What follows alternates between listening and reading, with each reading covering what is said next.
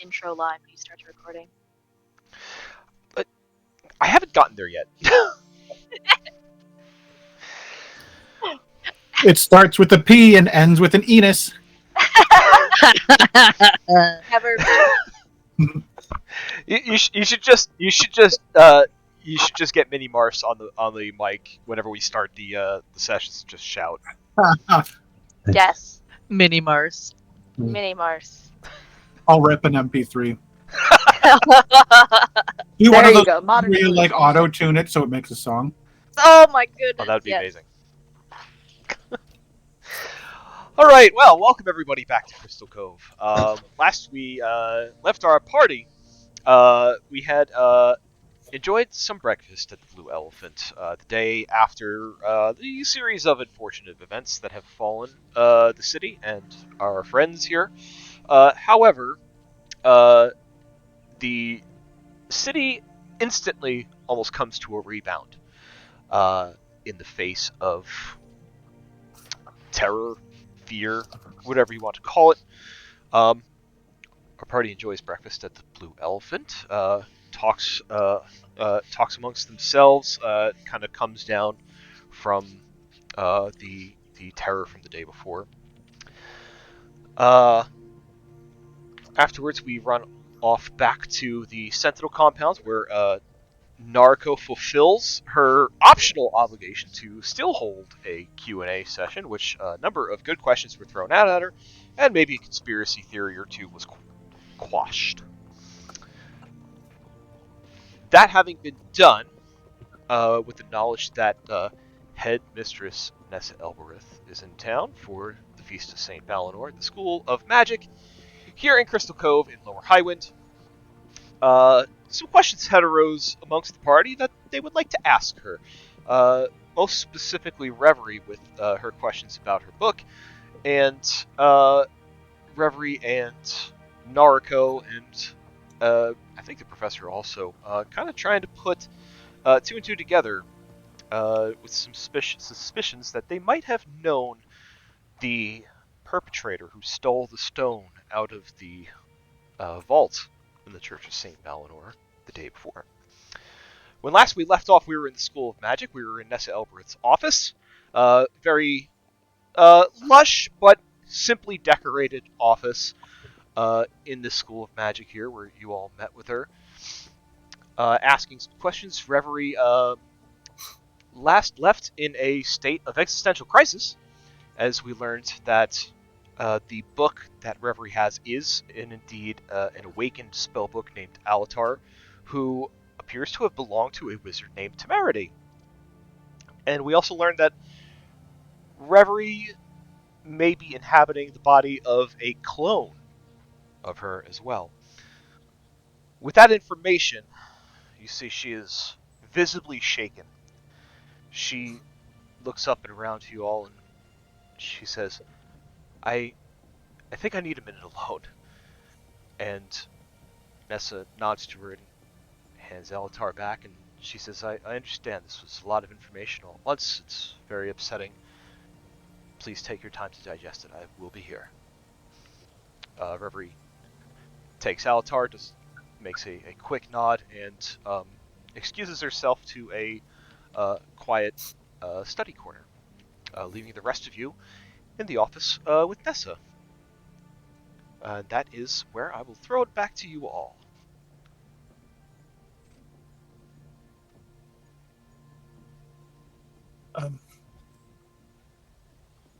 Jade? Yeah? If Reverie is a clone, what are we to do? Reverie's still Reverie no matter what. Oh, I know that. I am worried what we can do for her as friends. It has to be hard to hear We're this. gonna have to just give her some time and then see what she needs from us and then just be there for her.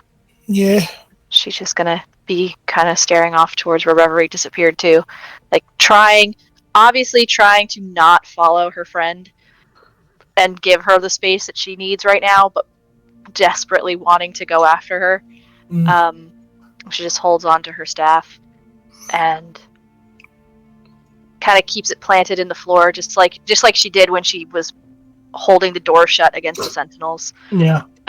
Just waiting. And she just says, and we don't know even that that's what's going on.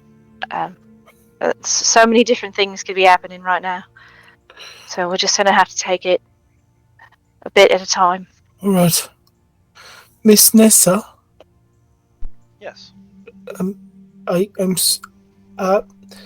if Miss Reverie is a clone, does that mean that the wizard that she is a clone of, could they come back and just claim her body?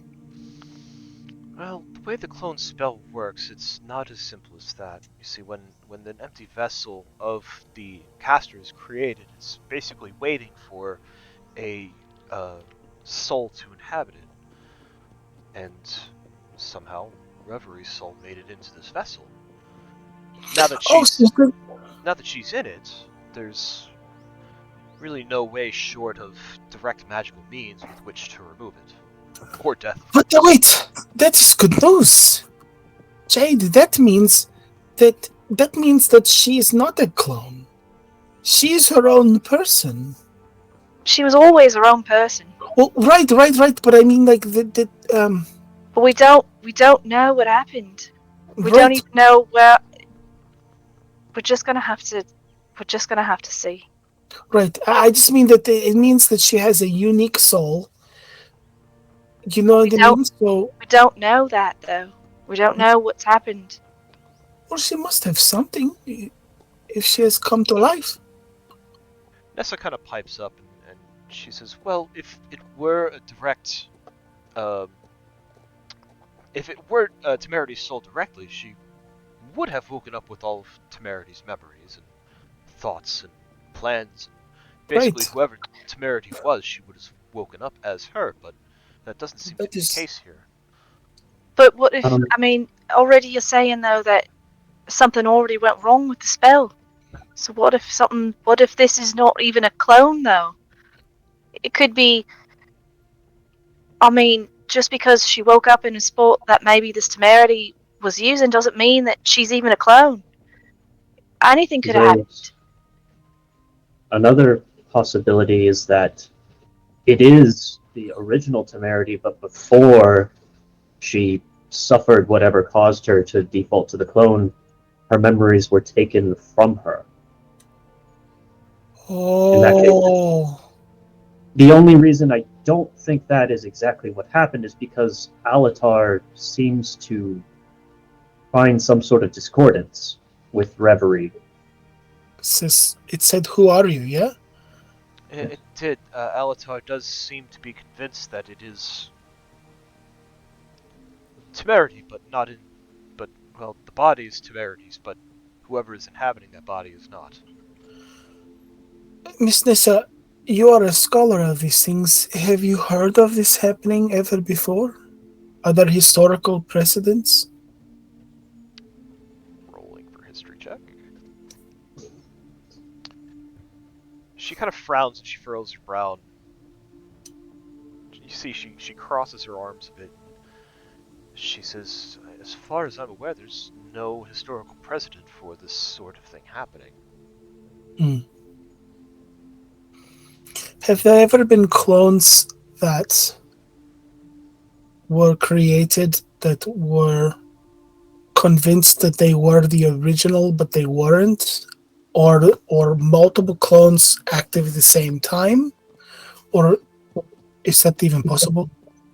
Typically only one clone is active at a time, and it typically happens upon the caster's death.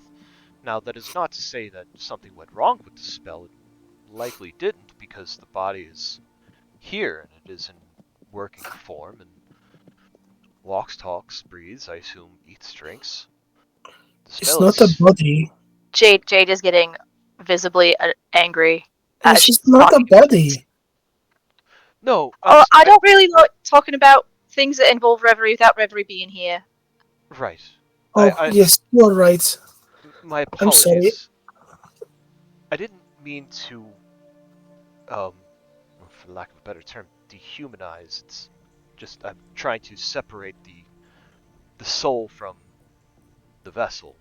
It And Reverie is a person, of course, yes. and, and Jade, I'm sorry for talking about her when she's not here. I am concerned because I want to try and be the best friend I can be in this moment, and I'm trying to find out as much information as I can. Well, I think we need to find it out together. Yes, with Reverie. You are right. Let's just let's just put this conversation on hold for now until Reverie decides she wants to come and talk more. Yes. Well, there's so many other things that we needed to talk about anyway, and let's just. And she looks visibly, like, shaken about everything that's happened. Let's just give it some time. Didn't we want to talk about Noriko? Didn't you want to come and talk about something else too? I was mainly just dropping by to exchange pleasantries as a courtesy, and then to introduce all of you. There's not really anything I need to discuss with the headmistress. Oh, So how's your mama name? what? I says, how's your mama name? Like just the Suddenism.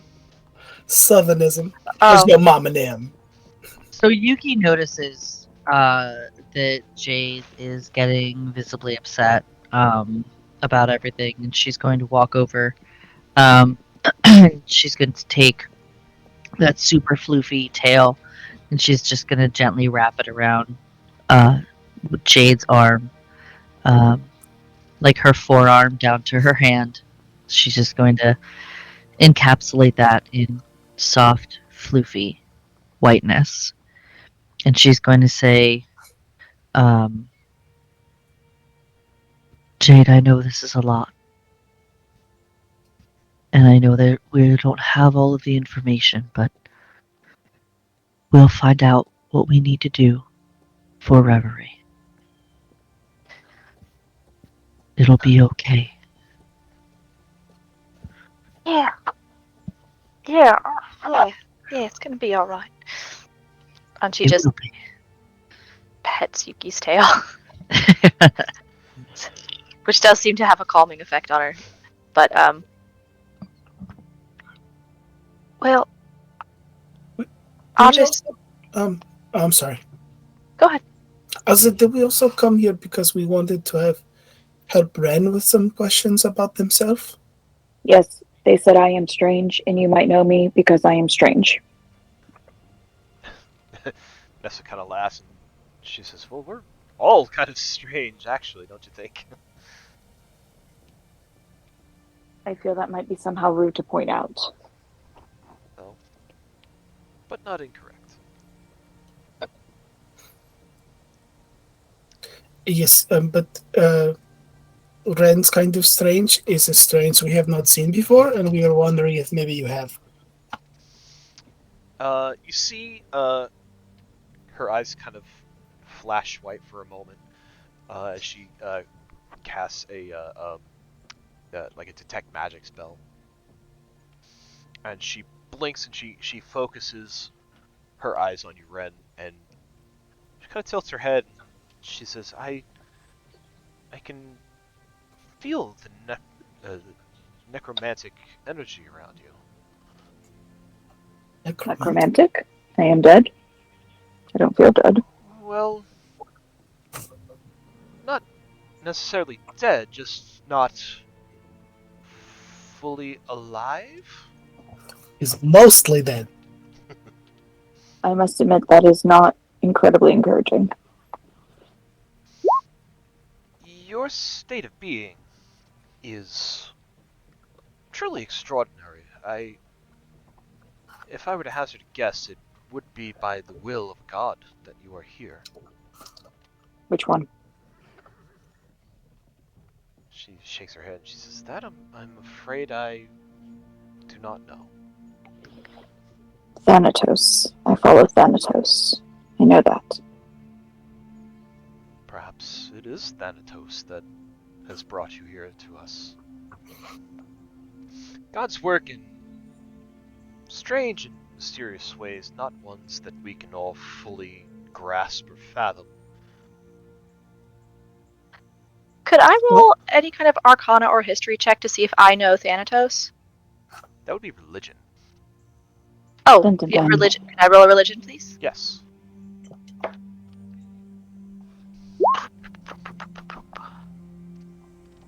10! Yay! Yay, double digits! 12! Thanatos, essentially the god of death.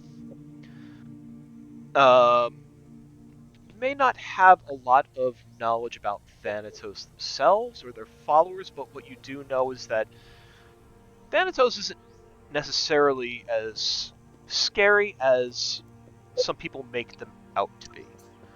Instead of kind of like a type of god where they come down and smite you and take your soul, it's more of a guiding hand, if you know what I mean. Yeah. Oh, I, the player, know exactly who Thanatos is, but I just wanted to... Sure. Yeah. So, good. Okay.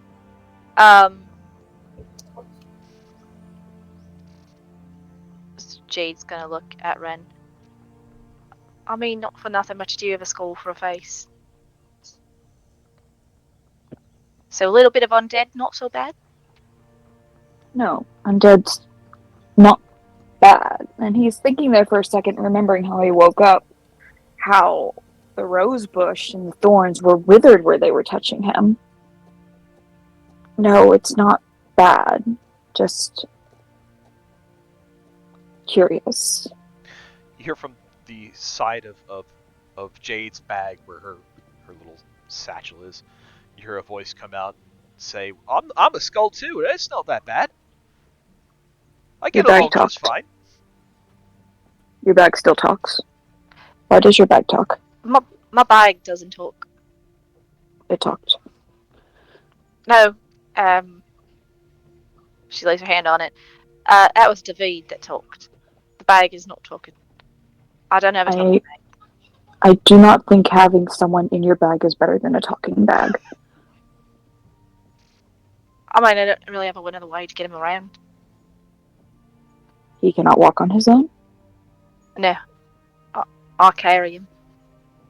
Oh. That is interesting. We should come back to that. He is very interesting. He knows a lot.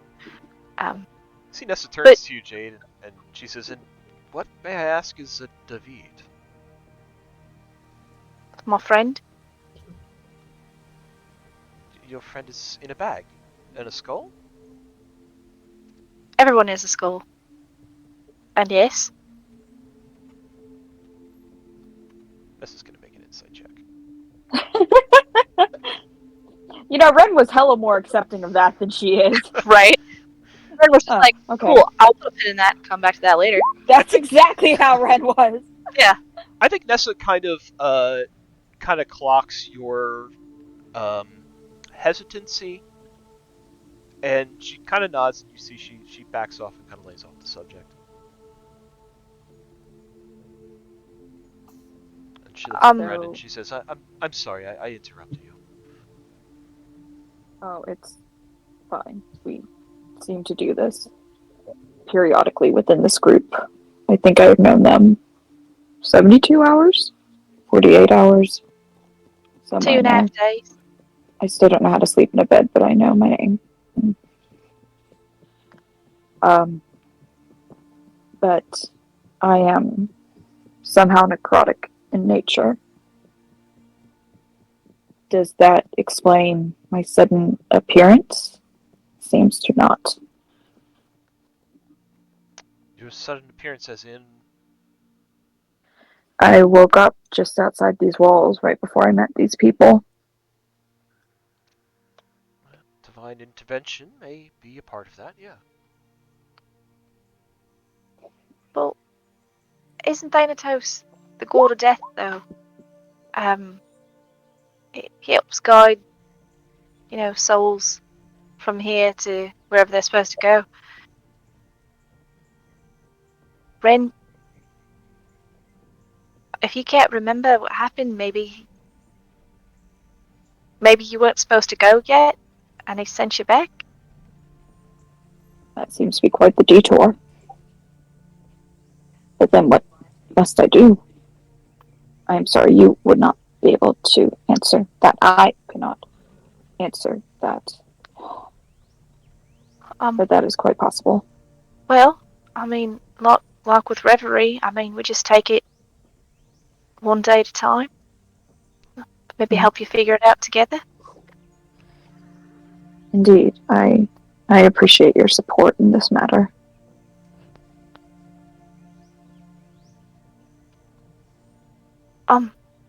Nessa, is there anything that can be done to help Ren with his memories?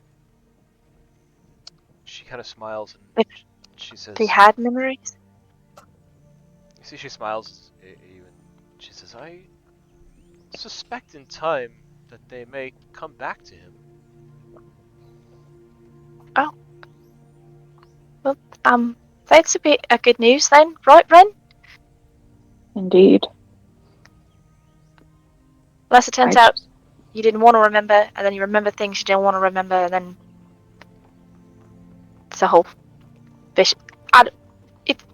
We'll figure that out when it happens. I will say, I appreciate your effort. I will say, there are magical means in order to possibly bring memories back, but it's hard to tell whether they would be true or not. It also is quite a strain on the mind to try such a thing and carries pretty heavy risks. It is, and I'm sorry this may not be the answer you want to hear, but I believe it is better to let the memories come back on their own so as not to strain your psyche. I suppose that makes sense. If we break my brain, it would be very hard to retain those memories or make use of them. I agree.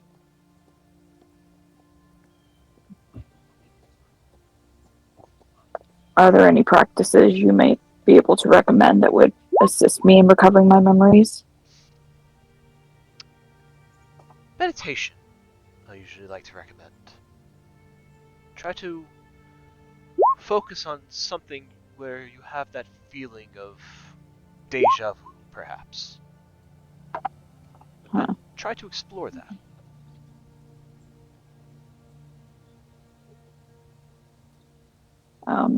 Yuki, you seem quite proficient in areas of meditation. Could you perhaps assist me in this? It would be my honor to help assist you in any way that I can. To either bring back memories, or even just to help calm you while we find them. Pet Yuki helps calm me if you wanna. Yuki will, as she's talking, walk closer to Ren, and she'll just kind of like stand next to him and just like put her tail in front of one of his legs, like, ah? Oh, no, thank you. No. Tail if you want snuggle. No, that's quite all right. No, thank you. Snuggle tail. Everybody trying to grab a little bit of Yuki tail, are we? There's a loop to go around. Yuki's tail's getting passed around, man. I'm just saying. I ship it. Ren takes like half a step back. Oh no, thank you. No, I just the meditation would be very helpful. Thank you. No, thank you. Your tea is really good for that too, Yuki. Yuki smiles mischievously, like she knew Ren wasn't gonna go for it, but just kind of wanted to have a little fun, just like a little tee-hee, to kind of break the tension and kind of break the seriousness a little bit. Yuki will say, "There are quite a few teas that I know of and can procure and prepare to help as well. Whenever you are ready, Ren, I am here. Thank you for that as well.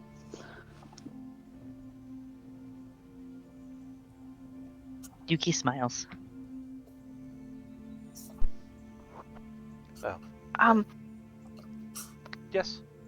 I think she's gonna look like to the professor, where she's still standing like the opposite side of the room of, Professor, didn't she have something she wanted to ask the headmistress about? The professor just kind of like snaps out of seemingly a daze. He's like, oh, yes, yeah, hello, Nessa. Lovely to see you as always. She smiles warmly and she says, Professor, it is nice to see you. I almost didn't recognize you with the bags under your eyes. Well, lots to learn around here, when there's something new. You should learn to take a rest every once in a while when you get engrossed like that. Well, you can sleep when the learning is over. But the learning never is over, is it? Guess I won't be getting much sleep then, huh? He kind of smirks a bit. Two things, I guess. Sorry to, pile on. There's a lot of really important things at play here. Firstly, and he slides this scroll out of his pack. Like, I picked this up in the ruins of a temple of the Jabari Desert in Iceland since the last time I seen you. And he unrolls it just enough to see this writing of strange characters on it. Like, have you seen writing like this before? See, she takes the scroll and she unrolls it. As she touches it, her hand almost instinctively pulls away for a second. She kind of looks at her fingers curiously, then looks at you, but then goes back to the scroll and opens it up.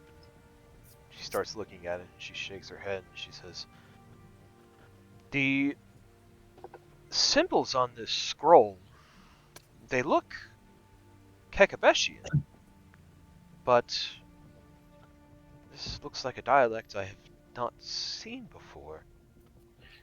Kekabeshian? He kind of looks over the top of the scroll as she's holding it. Like, you didn't think I'd recognize something like that. Kekabeshian. Well, I mean, Jabari Desert. We've had plenty of scrolls and plenty of translations before. Enough for me to get at least the basics of the language down, but I don't quite understand this one.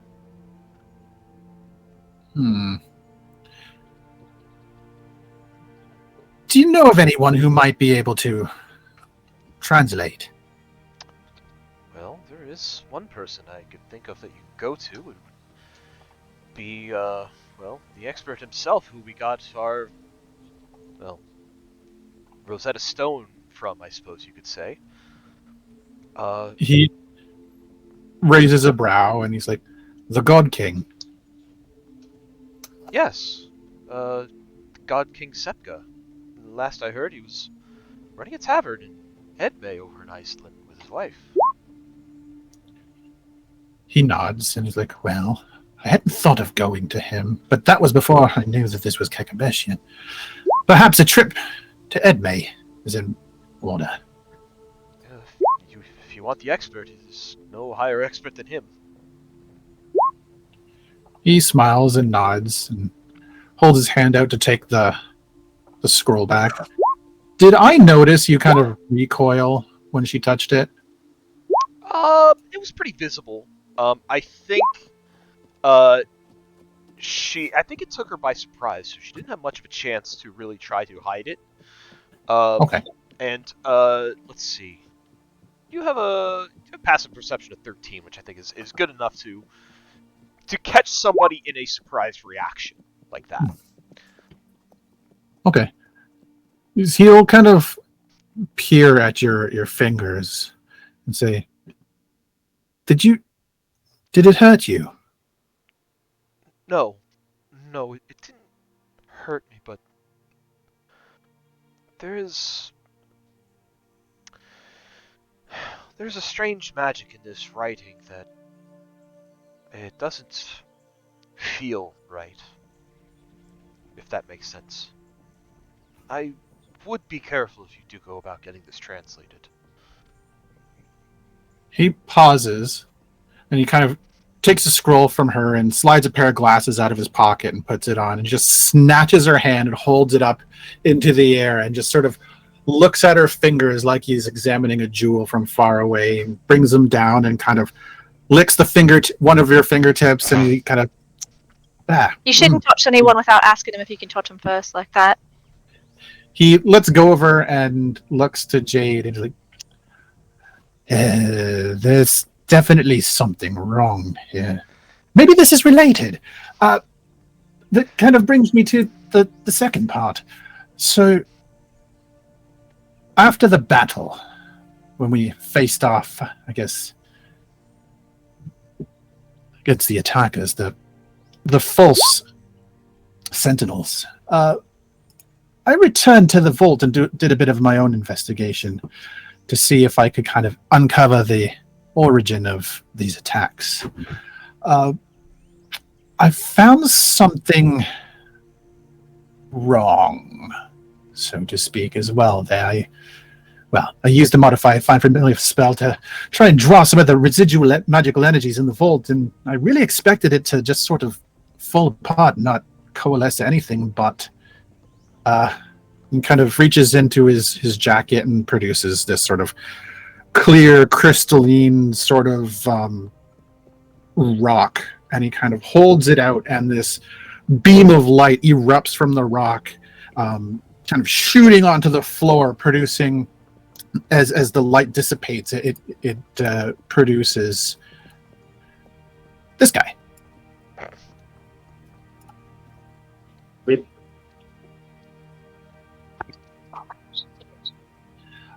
What by the gods is that?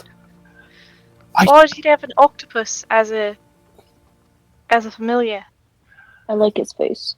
Well, I honestly didn't think it was going to work. I wasn't expecting to actually summon a familiar, but here he is. Jeffrey. Say hello to Jeffrey. He's kind of, from the connection that I have with him, he's from nothing, nowhere. We summoned him with some sort of nothing energy, then an absence of something kind of wielded as force for conjure it. But I know this doesn't make a lot of sense, but I swear everything about Jeffrey is wrong, and what you would take to make something new, the thing that I took to make something new was nothing. Have you ever run into anything like this? Naruto immediately raises a hand. Sorry. Sorry, go ahead. I'm just describing what I'm doing. Naruto raises a hand, not because she's seen this before, but she's like back in classroom mode and has many questions for the professor right now. I'm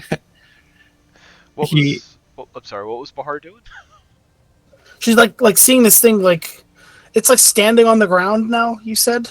Yeah, he's like standing, he's very humanoid, like a squat little like person with skinny arms and legs and this octopus face. She's like kneeling down to like look at it, and she's like, "Hello, Jeffrey." Does Jeffrey speak at all, Professor? No.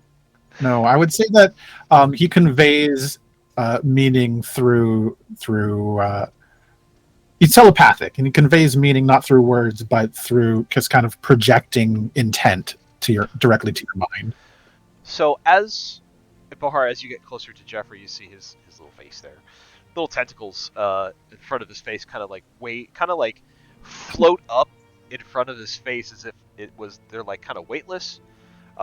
It almost like they almost look like they're swimming in it, like kind of like a viscous fluid. And as Jeffrey kind of looks at you, Bahar, you get the feeling of curiosity. But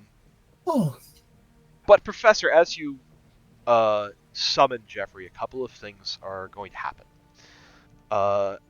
First of all, I need you to give me a charisma saving throw. Oh boy. Okay. Oh no, no, you're going to be the Then I threw the dice and it fell behind the desk. No! Oh, okay. Firstly, I'll re-roll it, but this doesn't bode well.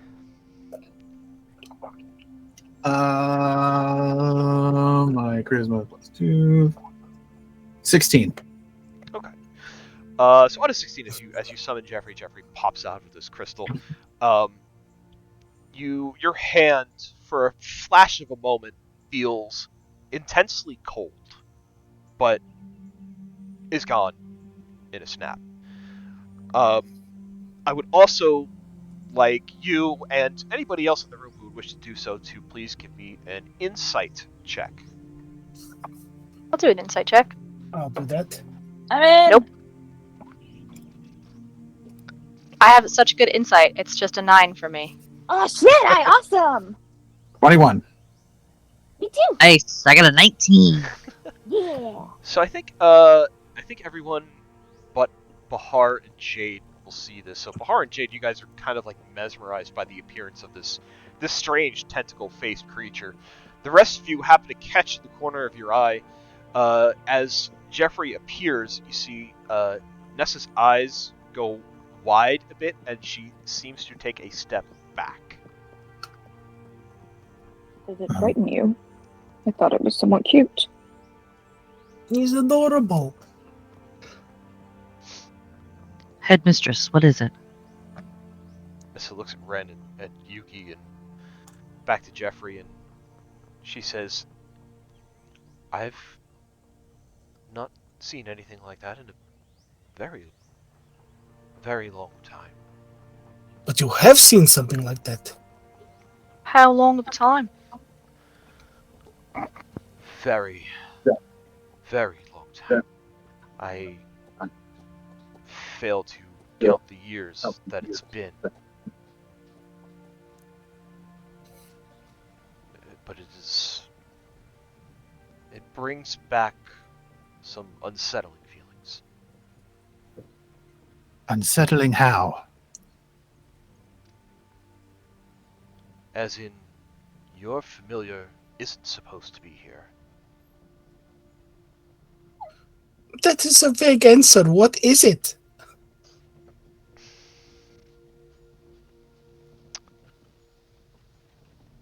Make a roll and see if she...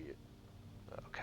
I mean, other than adorable, and she's like squishing his little tentacles. Professor will kind of hold his hand in front of Bahar, like, I wouldn't touch him if I were you. He kind of flexes it, like, kind of clenches his fist and unclenches it, like he's shaking off something that had, like, been on his hand.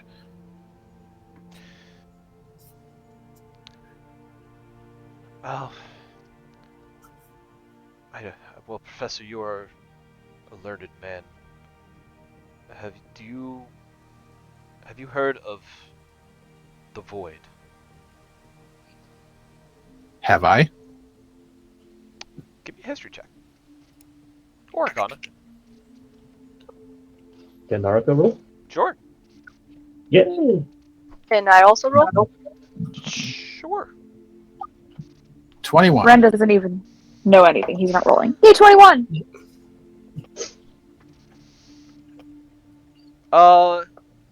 You've heard of it in your travels.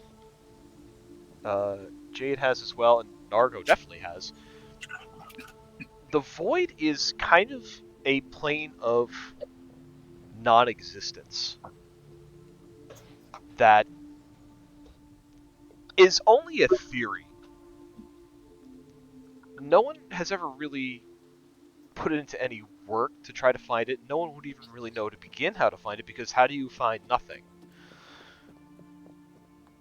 But there are rumors of an ancient kind of magic where essentially something can be made of nothing, and it is about as unnatural as it gets.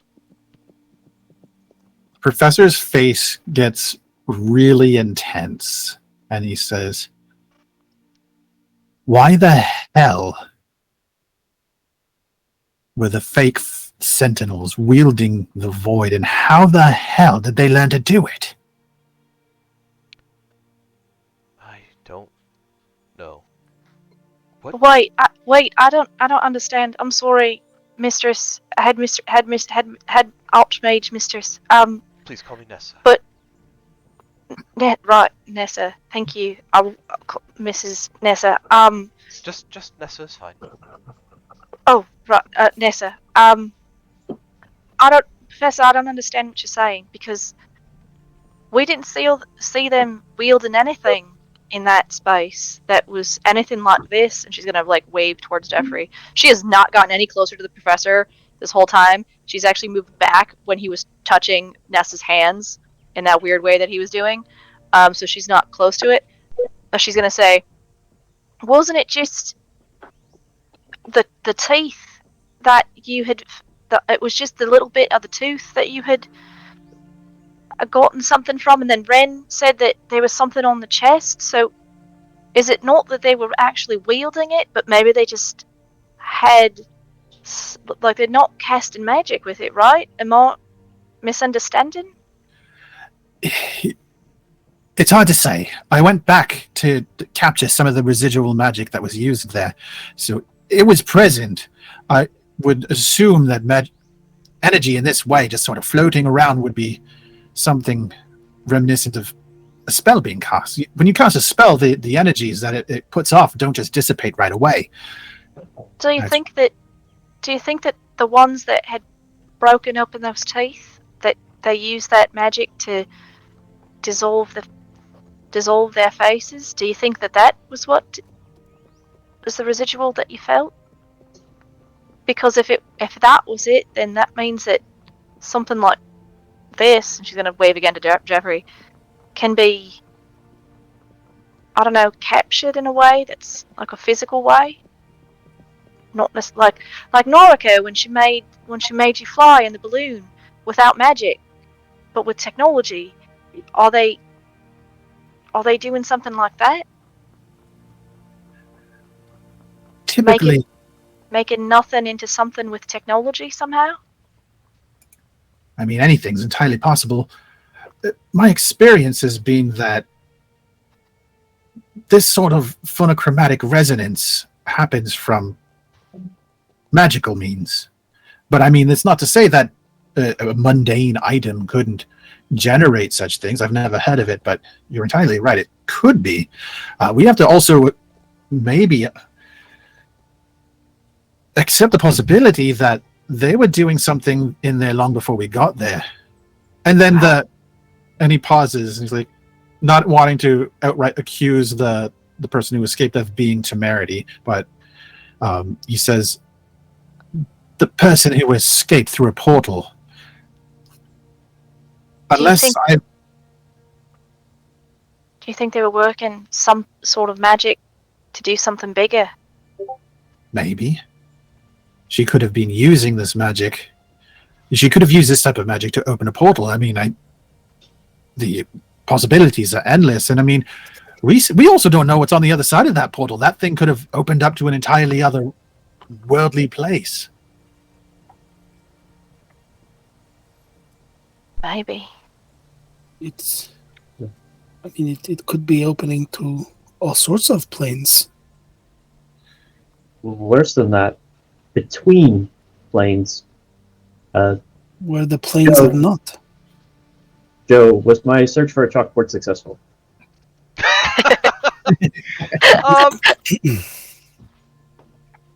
Yeah, sure. There's a whiteboard in here.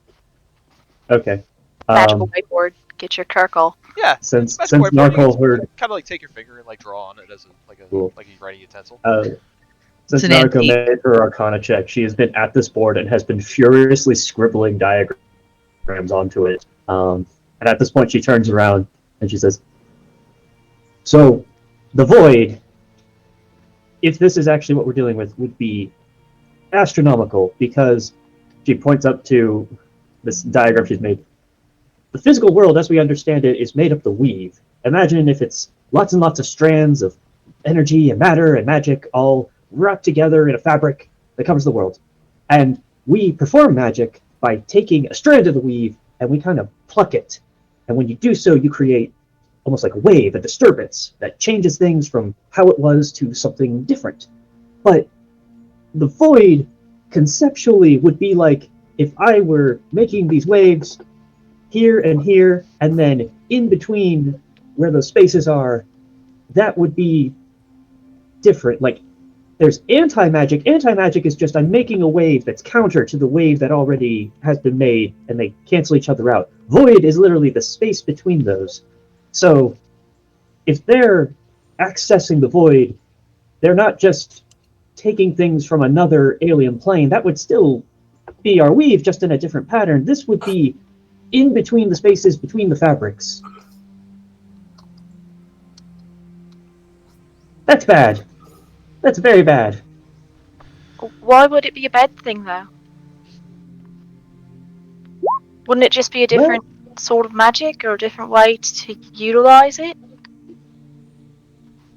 Well, it would be almost like, how would I phrase it? You breathe air, right? Yeah, And we all then, so if you existed in the void, you would have to somehow exist on nothing. And not in the philosophical, spiritual sense. I mean, be without being. the literal absence of anything that could possibly be. Yes, but still existing regardless. It's not necessarily bad in and of itself. It's just it would be antithetical to how we exist and understand things. So, Norco, is the concern then that because our weave does exist in like you said, in these strands that are active and moving and ripple together, that if the void were to be pulled through those strands, that it would make them no longer exist? Not quite. Imagine, so if I widen the distance, it's an oxymoron, but if I increase the amount of void between the strands, we start to separate, and if you get too much separation, then the weave is going to start to fall apart. It's if you can bring void into our universe, then some of our universe goes in to replace that void. But it's void, so there's nothing for it to go to?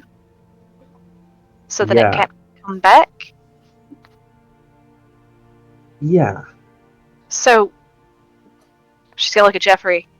If that's made of void, then what's happening every time the professor brings it here? No, I'm not an expert, but if that is indeed something possible, then every small little piece of void that siphons into our world in any sort of tangible form, it means that equivalent tiny little piece of our world disappears, and we start getting holes. Professor, you should get rid of it then. But he is so cute. Why would you get rid of him? Did you not just hear everything that Noriko just said? No, I tuned out a while ago. I feel like the holes in creation could be a problem. His squishy tentacles are so cute. I don't think that the professor is increasing. That hole existed in that room from whatever they did. The professor just coalesced it all together and brought it into sort of a singular thing.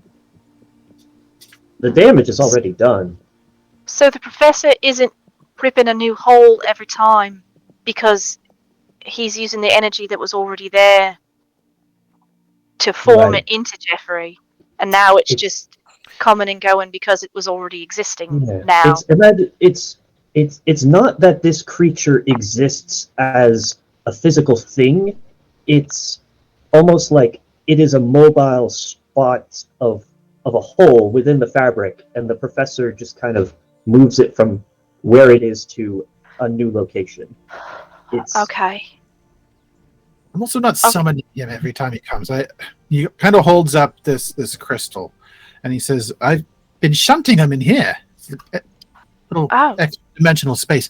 I mean, if something happened to Jeffrey and I wanted to summon him back, I need to pull him back from the void. But I don't think I'm doing. I don't think there's any holes being made. Joe, from the bond with my familiar, am I getting any sort of, is he like exuding any sort of like void energy or doing any sort of transference between these two planes, like just as existing here? Through your bond, you would know there's no active transference that's going on. I mean, you kind of just, as it was mentioned, you kind of just coalesced whatever residual was already here. So it's not like punching a hole every single time you summon them and resummon them. So it's nothing like that. He does give off an aura of this kind of magic, almost as any other magical item would. It's just a different kind of magic that is not. The things in this plane are not really accustomed to, so there may be some undesired effects to prolonged exposure. And I know this. You kind of would instinctively feel it now that you actually have physically manifested Jeffrey.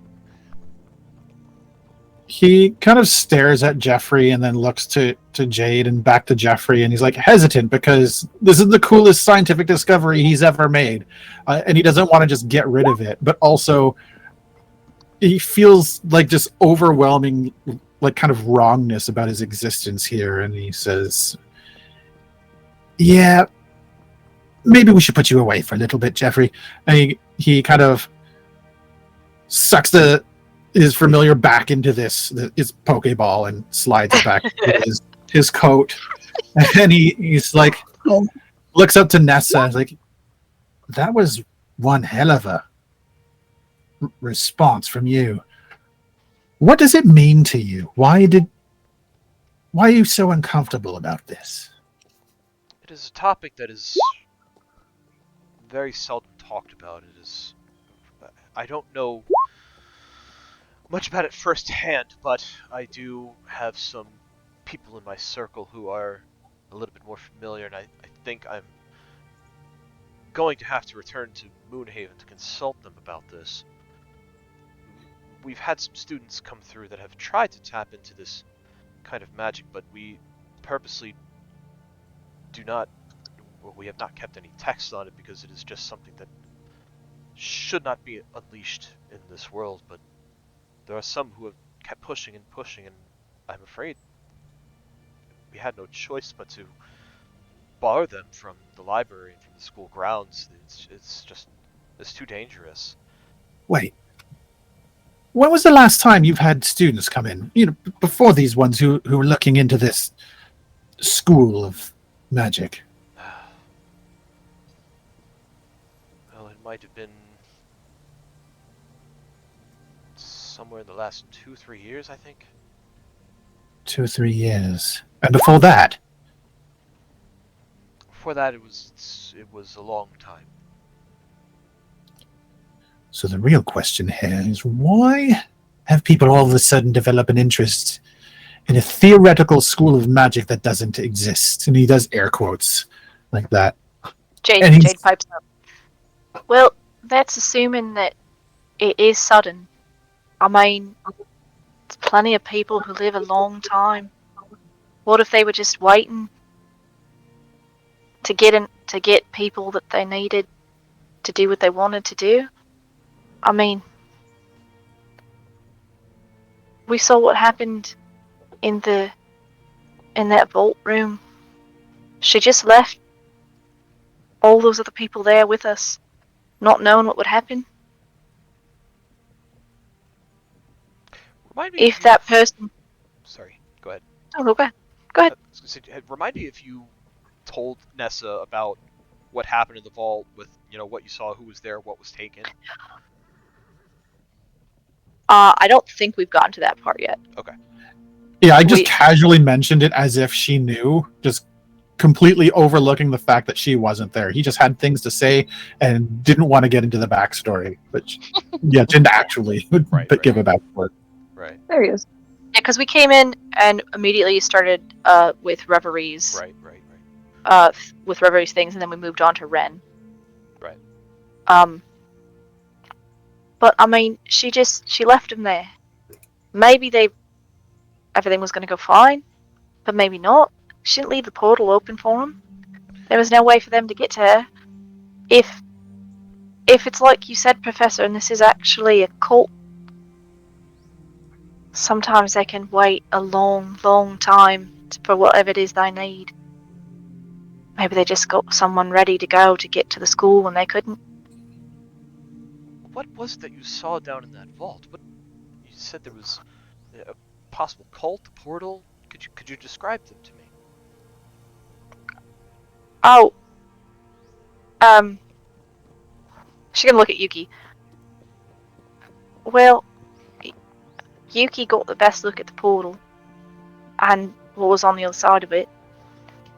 But I mean, I think I said more than I was supposed to say here in this moment. I'm sorry. But you've been very helpful, and Noriko and the Professor both seem to like you, so... Please, no, go on. This seems important. What did Yuki see on the other side? When the fake Kiolna opened the portal, I did not want to leave you to pursue her. And she looks directly at Jade. I did not want to leave you. And then she'll look back at Nessa and say, I only had a brief moment, but on the other side of that portal seemed to be a dark cave with some stone ground. I could hear water and waves crashing. I could smell the ocean and some other awful smell of dirt, death, and filth. You say that there was a portal. How was it open? How long did it stay open? How long did it take to open it? The portal was open for mere seconds. She crushed a glass bead. Mm-hmm. And it was instantaneous. Instantaneous. How long did it last? Seconds. Fake Yolna walked through, and it was gone. Maybe like 6 seconds? Mm-hmm. If that. She kind of nods. And at the most. She looks at Nariko. She says, to your point, wondering where the portal led, I don't believe a portal of that type is strong enough to go to something extraplanar. I believe it is something on this plane that it must have led to. You made some very acute observations, but I do not believe that this was an extraplanar portal, based on your description of it. I did not get that impression either. It seemed to still be on this plane.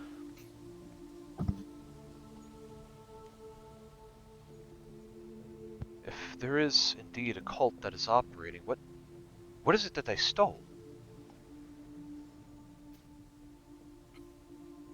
To that, she'll look to the professor. Yeah, Jade's gonna look at Nariko for that, because she's not sure what we want to reveal to this person.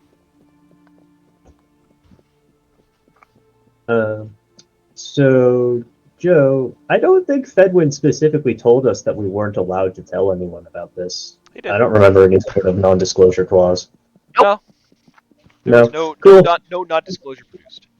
Still slightly annoyed with the Sentinels for this whole thing. So, Narik, if the professor wants to tell Nessa, if he doesn't, Nariko will.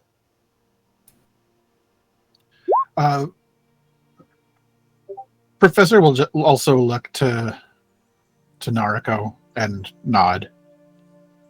Okay.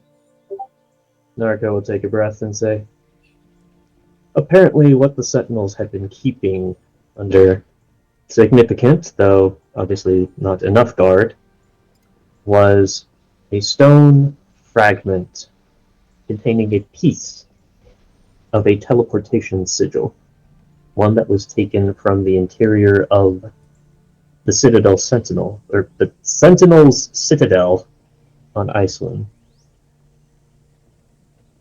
Hi, Ben!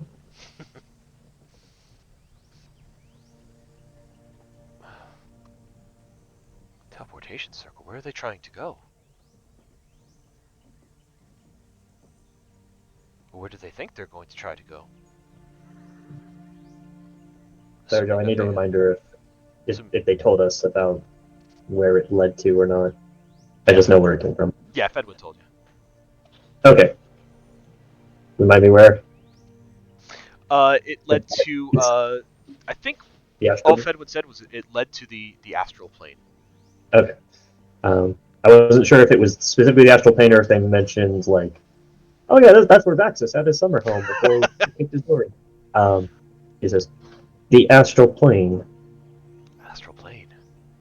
which, if ever there would be a jumping off point between the weave and the void, it's the closest we have where the threads are thinnest and creation most mutable. Right. There's a cult. If they are indeed using void magic, they must be stopped. They must be found first, I guess. I think we need to learn a little bit more about the void before we start chasing people able to wield it. I should very much like to meet your students who are looking to learn this avenue. There are none at the school. Where have they gone? I'm afraid I do not know. Troubling. Right. So, we've got existential crises, we have lack of memory, possible world-ending vacuum into a void, and missing students who wanted to learn a practice of magic which may or may not actually exist. Does that cover everything? I mean, well, we can say it exists because Jeffrey's real. Right. It does exist. We just Don't really know how to find it. don't know how to find it. Figured it was unreachable. The history that I know about such a thing is that, well, there had to be something that existed before reality, and we don't know what that was, so we called it the void. So when you look at void energy, void magic like this, you're playing with essentially the building blocks of reality itself. That which is nothing could become anything. Yes. Blank slate. That's not terrifying or panic-inducing at all. I'm sure that's fine. When I go back to the School of Magic, I'm going to have to reach out to my colleagues there and find out more about this.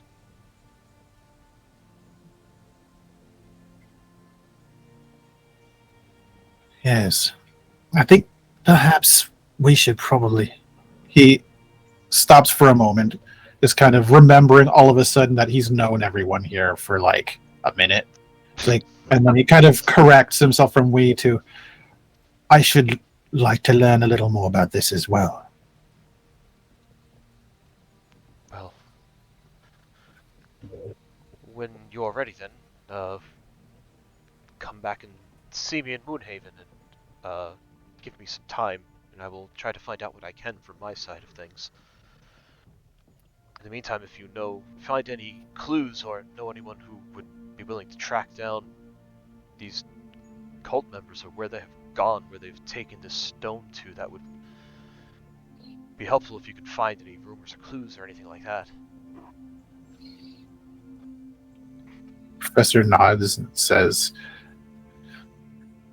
"Yes, absolutely. Seems to be along the way, I would think.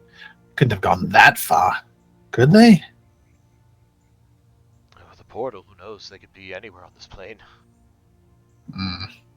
Well, but no, I mean, I don't know how helpful it is, but we know it's a cave by the sea. So probably not Moonhaven. And nowhere inland, really. I mean, I guess they could have gone somewhere after that, but then why not just portal your way right there? So they probably went where they're supposed to go. You know? Right. Tell me, Yuki, did you get a sense if it was cold? Because if it was cold, then if it was cold or not, we can rule out, or possibly rule out, an entire region. Did I get a sense of that, DM? I wrote down verbatim what you told me, like a psychopath. It was the kind of cold that you get from like standing on the shore, but not the kind of cold that you get from like an Arctic region or something like that. Got it. So Yuki's gonna think for a moment,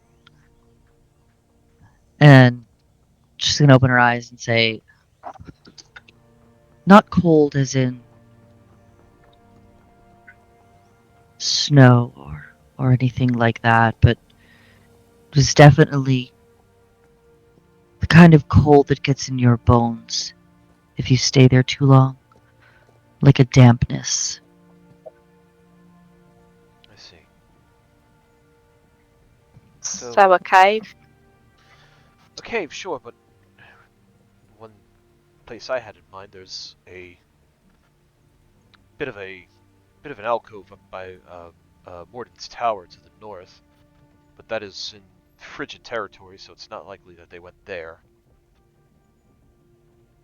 Or anywhere else that is icy, for that matter. What I saw and felt was not ice. Well, the only places on this continent that would describe that would be a place like Red's Wharf or Skyhorn Village. Although Skyhorn is more sand and tropical, I don't think you'll see any caves there. So Red's Wharf then. It might be a place to start.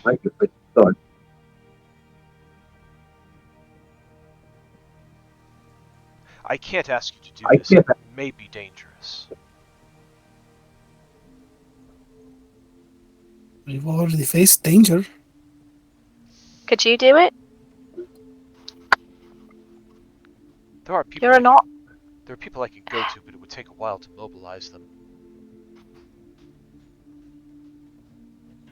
We wouldn't have to take a look. We don't have to engage with anybody.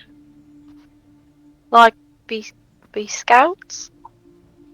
Yeah, all stealthy-like.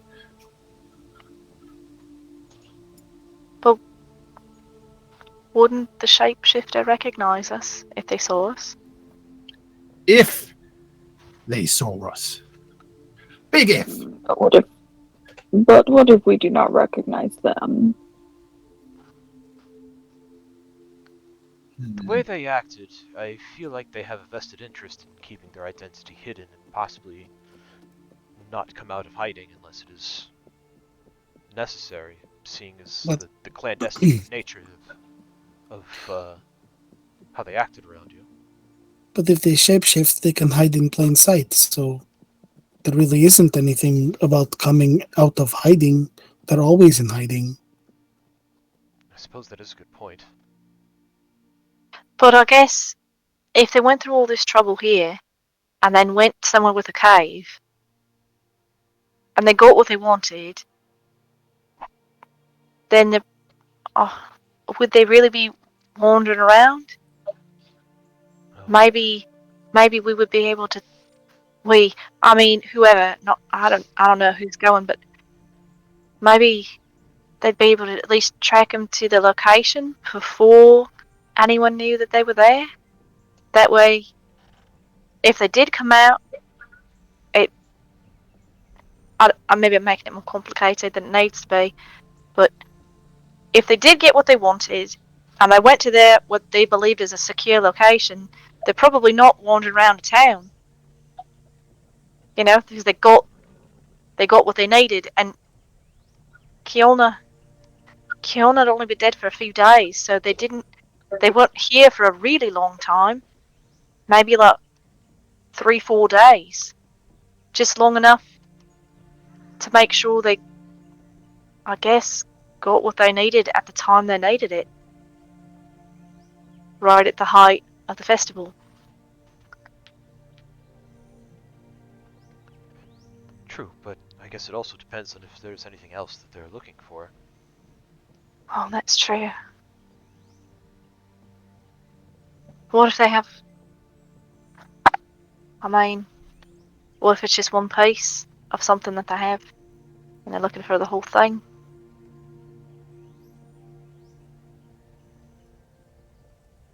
I guess it's a place to start. It sounds like it is just a piece of something that they have.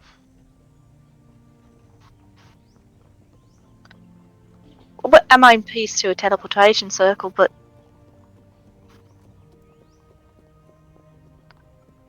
we know where the other pieces of that are.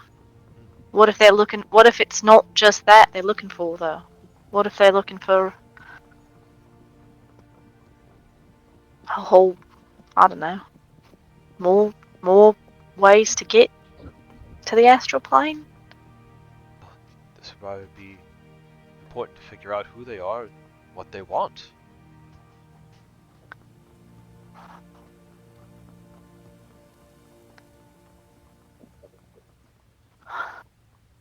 Yeah.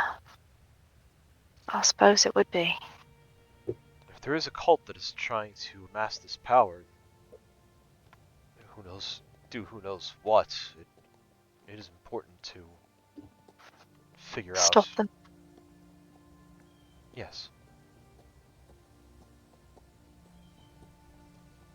You see, she looks at you, Jade, and she says, I feel like you have some knowledge of this. Well, no, I just got here. No. I literally got with everybody else. No, not like that. Oh. Not like that. I mean, how cults operate in general, not that you're part of one or that you are involved. I didn't mean it like that. Sorry if you took it that way. Yeah, that wasn't really clear. I don't really know a lot. But I know they're worth stopping before they get what they want. Before they hurt somebody else. Or the whole world, for that matter. Right. Well, you've given me much to think about. Right. She looks at you, Narco, and she smiles and she says, regardless, it is nice to see you. I'm sorry it was mired in such heavy topics of discussion. Narco looks ever so slightly disheveled after the various revelations that have come forth and her own frantic scribblings about how our universe may be slowly dying. So she takes a moment to just sort of straighten out her blouse and put a few errant strands of hair back together in her bun. Just, oh yes, always a pleasure to see you, Headmistress. And well, as you can see, I certainly have not let graduation stop me from engaging in all sorts of intriguing studies. You graduated? Oh, just the apprentice course. Wow. Which technically counts, I guess. I mean, had a yeah, bad one. you finished it. Yeah, I don't. That's not really surprising. You're very smart.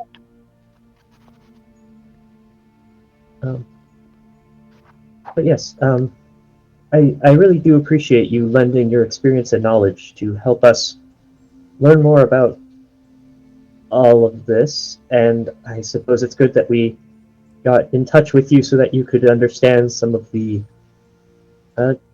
dangerous people who are currently out and about now. And I very much look forward to what you and your associates are able to do to help keep them in check. I will find out what I can. Yes. Professor, nice to see you again as well. I must say there are students that still miss your lectures. Well, if we're heading that way anyway, perhaps I'll stop in Yemeron for an hour or two. I think some of our students would enjoy that. He smiles and kind of bows his head a little bit. Like, well, until we meet again. Hopefully sooner than later this time. Of course, of course. And it was nice to meet all of you as well, looking to Bahar, Jade, Ren, Yuki. Don't mean to rush you, so stay as long as you like. But I understand that your friend Reverie may have additional questions for me, so I will stick around here for the rest of the day. But I must make off for Moonhaven in the morning. Fair. Narco will whisper to Bahar real quick. Do you have anything you need to ask about your lantern, or is that pretty well in hand? No, I'm very well aware of my lantern and what it does. Okay. She self-consciously kind of pushes it back on the hook of her belt. Narco is just sort of like, we really didn't question the skull face on Red for all of this, so she has no barometer for what is what is like a weird thing. Like, Jade has apparently a skull in her bag that talks. Okay, cool. Not addressing that. Not the hard talk to her lantern. That's okay. Red is a skull. Apparently. She also, you guys did witness her go inside the lantern at one point. That too. Didn't get into it. Did notice. Again, not sure what we're concerned. Reverie's identity crisis that we're concerned about. Okay, good. Glad we're on topic. Priorities. We're going to prioritize this list. I'm going to have this in colored strands going from, okay, we're going to go do this one, and there's a pie chart and a graph. Ooh, pie. Pie. This is a pie chart of my favorite graphs, and this is a graph of my favorite pies. Well, I suppose we could, if everyone's, I know Reverie still needs some time. Maybe we just go and find a quiet, nice place to sit, and maybe we can talk about everything we've learned today, and see what. I don't know what we can even do about it all, but maybe we can figure something out.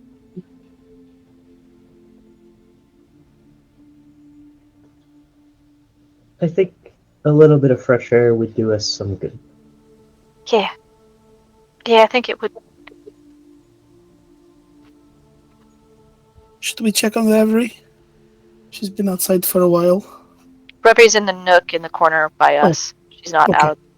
Oh, alright, sure. So, should we check on Reverie? Pretty big office, nice little reading corner.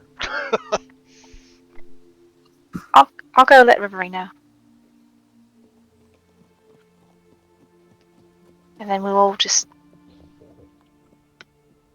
Well, I don't know. Do we still want to go to the baths? Just... try to decompress, I suppose. Oh yes, the baths would be very nice. Soak off some of this worry. Maybe for now. Just staying on grounds. Reverie may need us when she is done asking her questions. And she may also need to go to the baths to relax. I was going to go get Reverie and let her know and then we can all go together, and then come back when she wants to make questions. I wasn't going to leave Reverie here. Okay. That sounds like a good plan.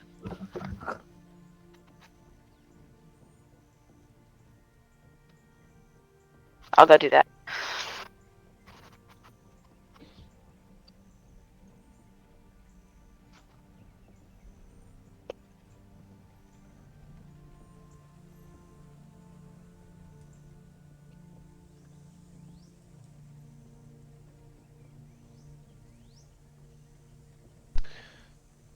So you're free to stick around with Nessa's office. You're free to make your way out. You see she kind of has a quick word with the two furbolgs outside the office, Howl and Claw.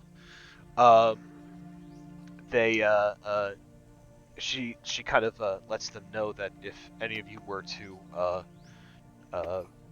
come to the school to see her again, that they are to let you in and see her.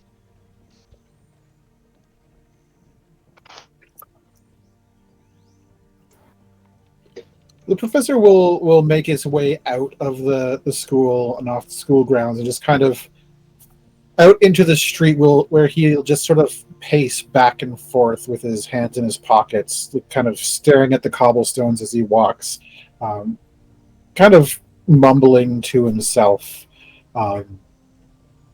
about what he just learned and what he plans to do next.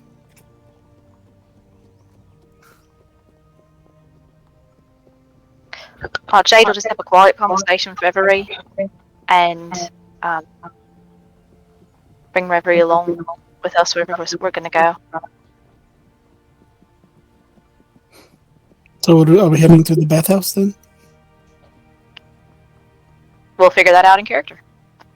I was asking in character. To those who are around me. We can. I do wish to stop by a tailor's along the way. Joe, would a tailor be found here in Lower Highwind, or more likely over in Craftsman's Corner? Craftsman's Corner would be the place to find that. If you head over to Craftsman's Corner, you'll find a tailor, you'll find blacksmiths and all sorts of different artisans, clothing shops, item shops, things like that. Very good. Narco is down for whatever, just so long as she can pop by there on an errand at some point. Maybe going and walking about might be helpful with some additional fresh air, and then we can return to deal with any of these additional questions that we may have. Yeah, if you want to go to the shops first. I think we got a lot of information in a very short amount of time. Maybe we just do normal things for a little bit and not dwell on them, and then dwell on them together later.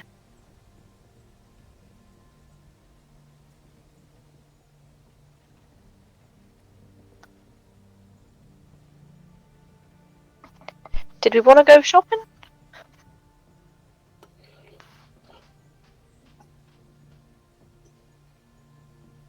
I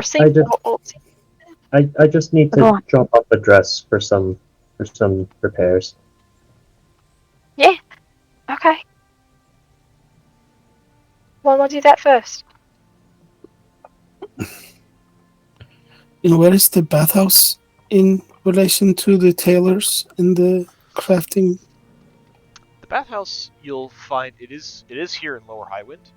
Oh. Bathhouse is a place called the Lily Pond, and it's a very lovely place.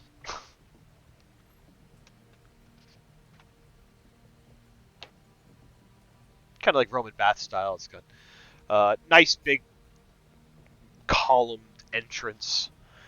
Inside is there's kind of light music kind of playing throughout, sheets blowing in the wind, white marble floors, warm fires, kind of built in little fireplaces, a number of baths around to keep warm, steam rooms, and a small, well, maybe not a small, but a staff of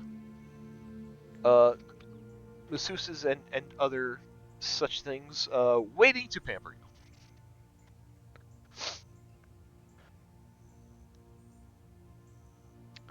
But a quick swing around Craftsman Corner, if you do want to do some shopping, that would be the best place to go if you're looking for, like I said, clothes, items, gear,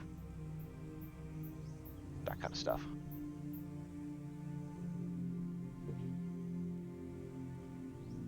Yeah, so why don't we go do whatever running around bits we need to get done first? Because I think, I mean, it's still fairly early, but they were closing up the other night, right around dinner time. So if we end up staying at the spa place late, I don't want Noriko to miss her seamstress. That is a very good idea, Jade. Get the business out of the way so that we can just relax and achieve ultimate relaxation. Yeah, that's going to be great. It's just, I also think I just have a lot of nervous energy and I kind of need to walk around for a bit. Then let's walk. Okay, That sounds wise. I know where I'm going.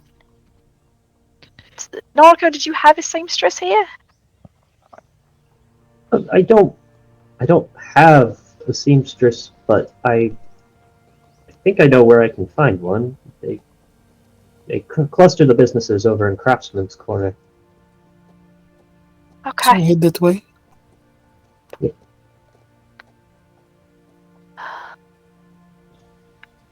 know, I do see your point that having some sort of escalation system on either side of Lower Highland would really do wonders for the travel here.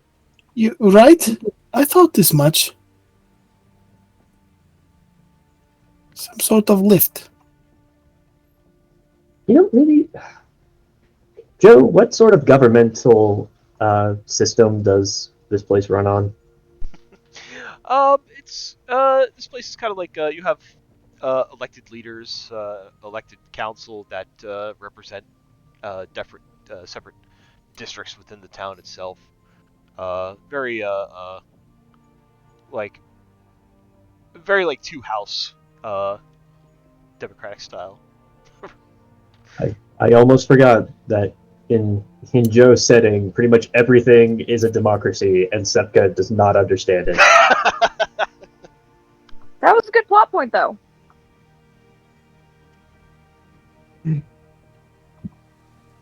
So Nariko will make a reminder to herself that if she's here in Crystal Cove for any really too much longer, then she might want to make a proposal like, "Hey guys, do you want to contract us to fix your urban planning? Because really, Keen-minded businesswoman already. your secondary commerce center is really not that accessible. Doing yourself no favors. Great for aesthetics, not efficient." So you do make your way around Craftsman's Corner. You see a nice little shop, kind of in the two-door style of building. It's got a stylized needle and thread on its sign outside the shop. They call themselves Stitches and Buttons. Stitches and buttons, stitches and buttons. Naruko, can Naruko assess that this is the nicest shop of this vein in operation? Yeah. I suppose a perception check.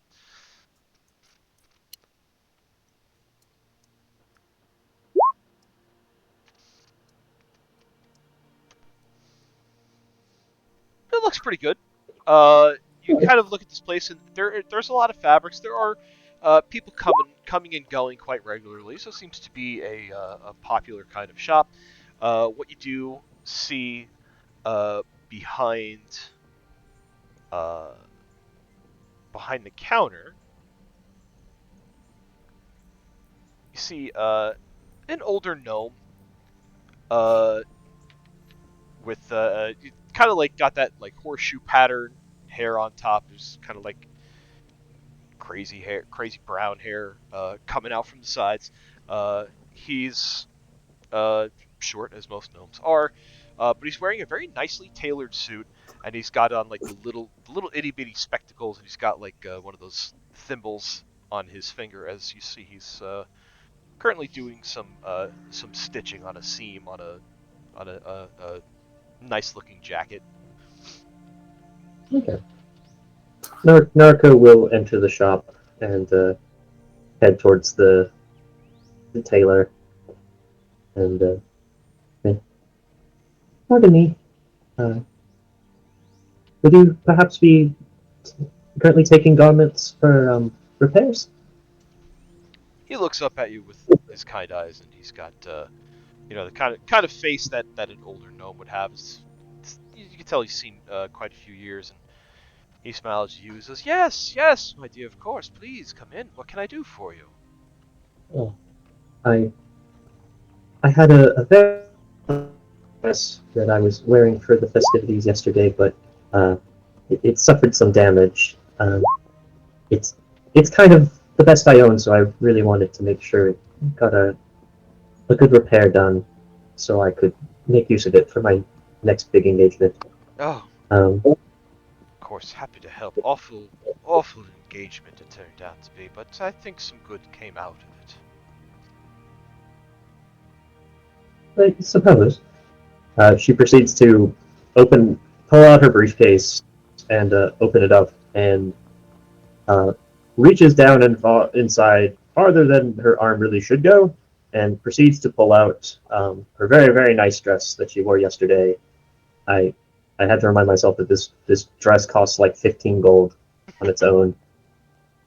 Um, so she brings out the really nice dress that she had worn for the presentation, and she kind of hangs it up for the gnome to inspect, and she sort of points out where she took a magic missile to the guts.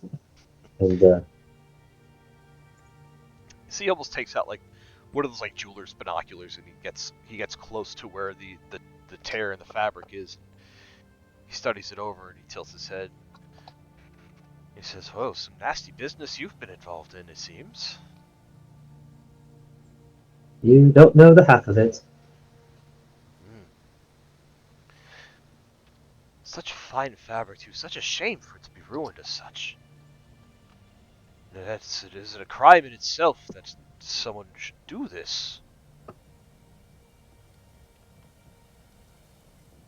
Narco nods politely and refrains from mentioning that, yes, there was also attempted murder. That's also a crime. He also mentions that she didn't pre-clean out the bloodstain for him. So he kind of nods as he looks at it. He says, I can fix this. Give me the rest of the afternoon. It'll be ready for you by tomorrow morning. That would be lovely. Thank you very much. She sort of takes out a notebook and says, so I can bill this to the local Von Gutzner Trading Company office. What will be the total? Oh, sure. Let's see. Patch of fabric, new needle, some thread, and then we're going to need to stitch it in such a way that the patch blends in with the rest of the coat. Perhaps put a little bit of a design on it. Would you like some kind of design on it? She thinks for a second, and she thinks about what she wants to remember from today, and she says, I would like a balloon. Balloon. Oh, yes, Yes. yes. We can do that. Give it a nice cleaning. Steam it up and make it give it some nice crisp corners again. It would run you. Let's see. Run you 1 gold and 2 silver pieces. I had to stop for a moment and consider whether or not Nariko is the type of up-and-coming businesswoman who would haggle every single thing she came across. And I decided no. She would rather win you over with her brilliant ideas than ruthless market manipulation. But she will nod and she'll make a note down and she'll say, "Excellent, thank you very much, sir." Oh, the pleasure is mine. And he goes behind the counter and he starts to write you out like a claim ticket. And he hands it over. And he looks at you and he says, "This should be ready and better than new in the morning." Wonderful. He thanks him for his business, and then we'll take our ticket and head back outside to see if anyone else has any other shopping to do.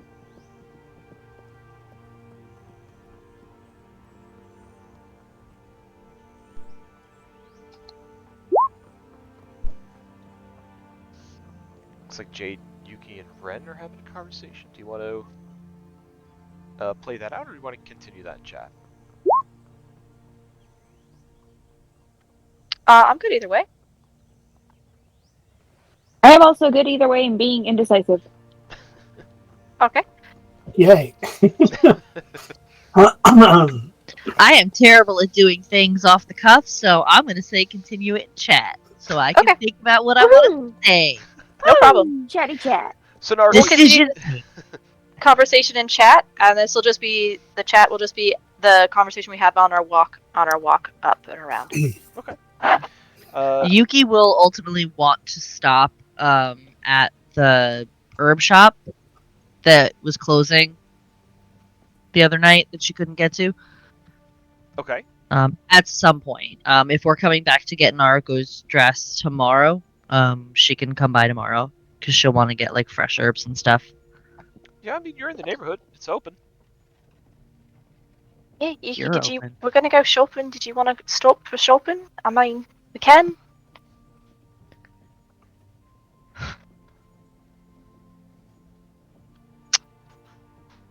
We can.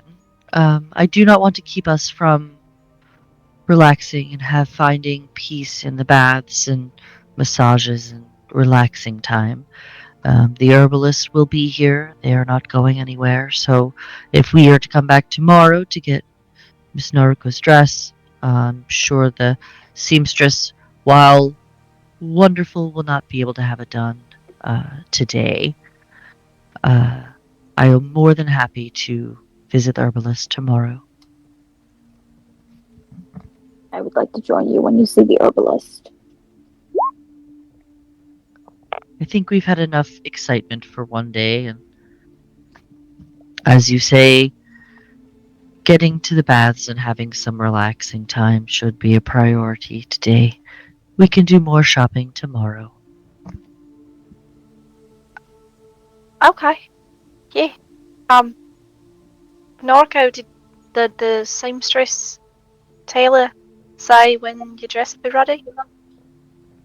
Yes, it should be tomorrow morning. Yuki Oh, it smiles. will be. Okay. Yuki smiles and I was right. Yuki enjoys the simple pleasures of life. The simple pleasures of being does. right.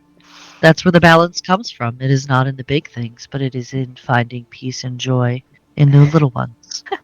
It's finding peace in knowing that I was right, and I could say I told you so. But we both know. We both know that I'm right. That I was right. So the knowledge is there. I do not need to say it. Right. Okay. So if no one else has anything they want to do right now, I guess we go shopping tomorrow for anything that we might need. I guess anything that we might need, depending on what we decide to do tonight. With the future, not like tonight, as in what we're going to do tonight. I mean, like, what we talk about together tonight on how we're going to go forward with what we already know and what we've learned. We should just go to the baths. That might be best discussed over a meal after the baths. Oh, yeah, okay. Yeah, we can do that. Talking about stressful future things, plus eating wonderful, yummy things, we will find the balance to be able to plan appropriately.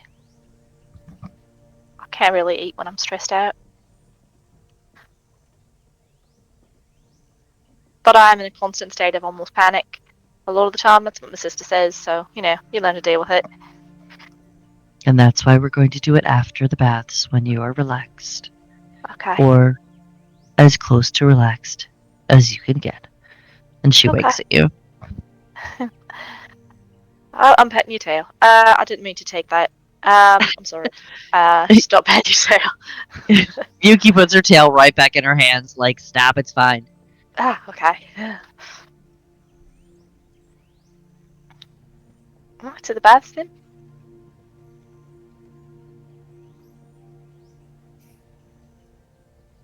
Yes. To the baths. So back around the long trip around to Lower Highwind, because this place needs a better city manager.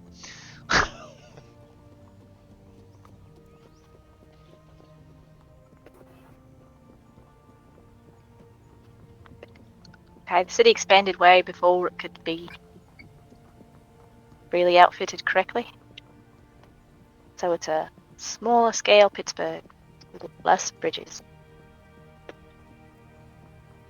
As everyone makes their way towards the baths, the professor will kind of slow his pace until the point where the group gets ahead of him. And should anyone kind of look back at him, he'll just sort of eventually come to a stop, and he kind of looks around to sort of find the more shadowed, out of view place to sort of slink into. Sorry. Computer made a noise.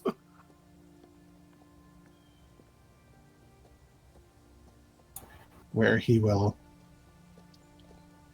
let Jeffrey back out.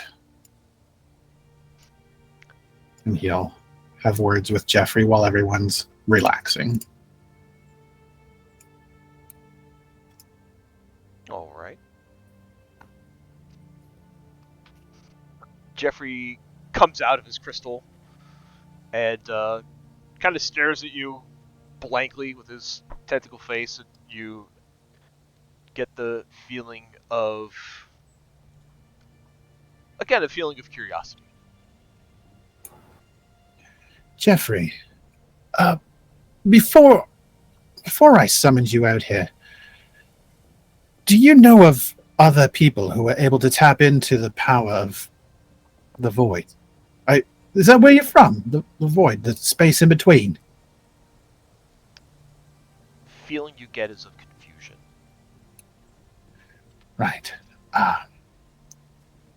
Where you're from somewhere. You didn't just coalesce out of nothing, right?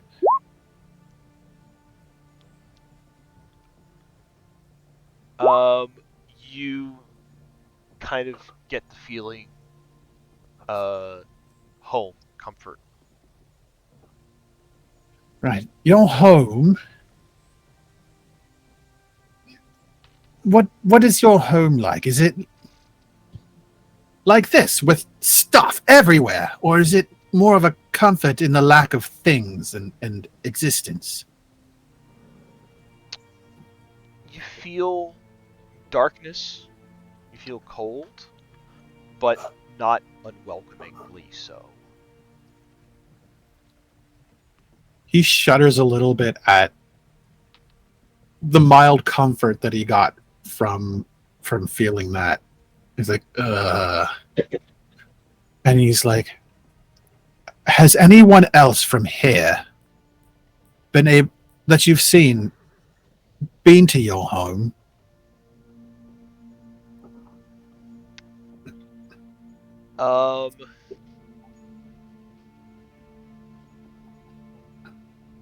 You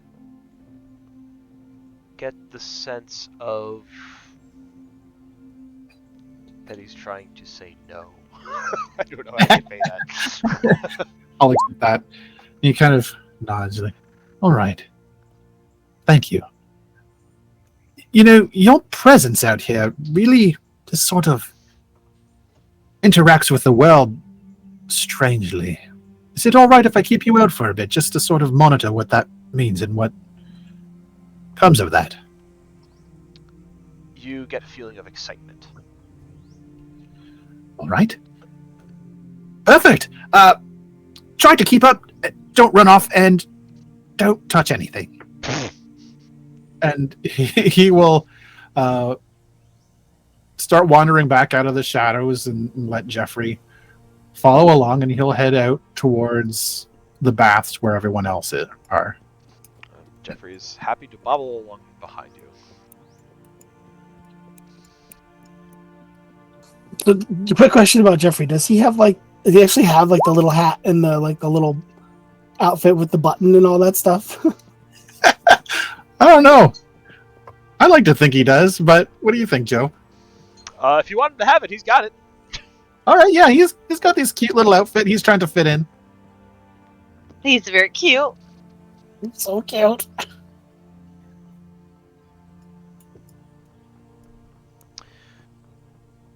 So the gang reconvenes at the bathhouse. As you approach, there are some very lovely half-elves working behind like a reception desk, I suppose, dressed in like white, simple white flowing dresses that are a little bit form-fitting, but not like provocative or anything like that. You see there are twin half-elf girls sitting there. They're about early mid-20s, or at least they look to be the equivalent of so. And they just kind of smile and nod to you as you approach.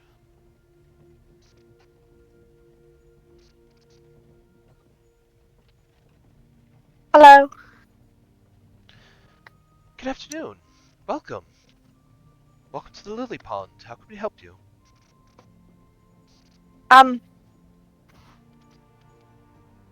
There was this is the place you go to relax. Well, we like to think so. They kind of look at each other and they kind of giggle a little bit. Okay. I've never been to one of these before.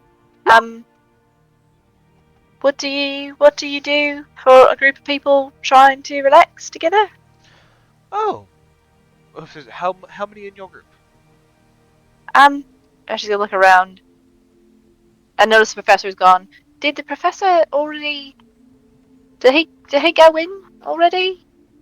Is there a man that came in before us? I didn't see him pass us. You might have to be a little bit more descriptive than that. There's plenty of people come in and out every day.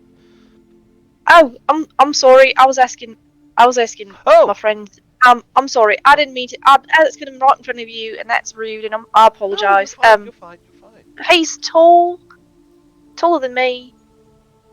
She lifts her hand up a bit. Look, this tall, little bit on her toes. This tall, and he's got red hair, and like a really long coat. They kind of look talks at each about. other, and they look back at you and say, I don't know what he talks about. No, we didn't. Oh. No, nobody matching that description has come in yet today. Did anyone see where the professor went? I didn't see him leave. I did not notice where he went. Oh. Do you think he's alright? Do we need to go find him? I'm okay with not if we think he's fine, but he was here and then he wasn't here, and I don't know what that means.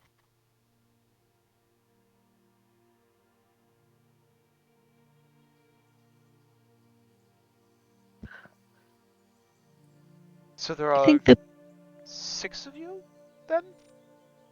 Oh, yeah. There's gonna be 6 of us. Well, we have a private room if you wish to rent one. It would be 5 gold for the whole day. Unlimited access to the bath. We will serve you lunch and dinner, however late you decide to stay. The bath is nice and warm. We can have it either with or without massaging bubbles. That sounds lovely. Meals are served buffet style, so we'll bring in a little cart that keeps it warm as you serve yourself as you please. We do have additional services available for additional fees, such as manicures, pedicures, and massages. What do you guys want to do? The room seems like a nice idea. Oh, and we We'll should stay also mention together. as well that you do have access to a set of lockers, and each locker comes with its own bathrobe and set of nice warm fuzzy slippers. Oh, that's nice. And those you get to keep. And looks down at himself. For the whole day? You get to keep when you leave. Oh, wow, that's so nice. I don't have slippers, so that's nice. Brenda's still trying to figure out how he would use slippers or a bathrobe.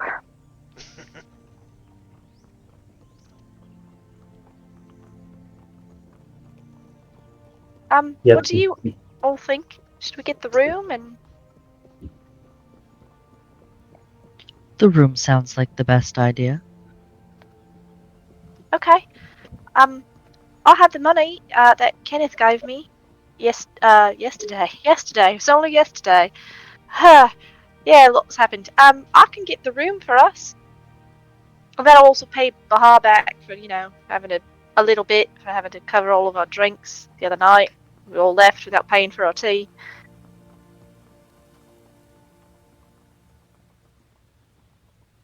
And she'll give them 5 gold for the room. Smile and nod, and the one speaking to you says, "My name is Christiana. It is nice to meet you. Please follow me." Okay.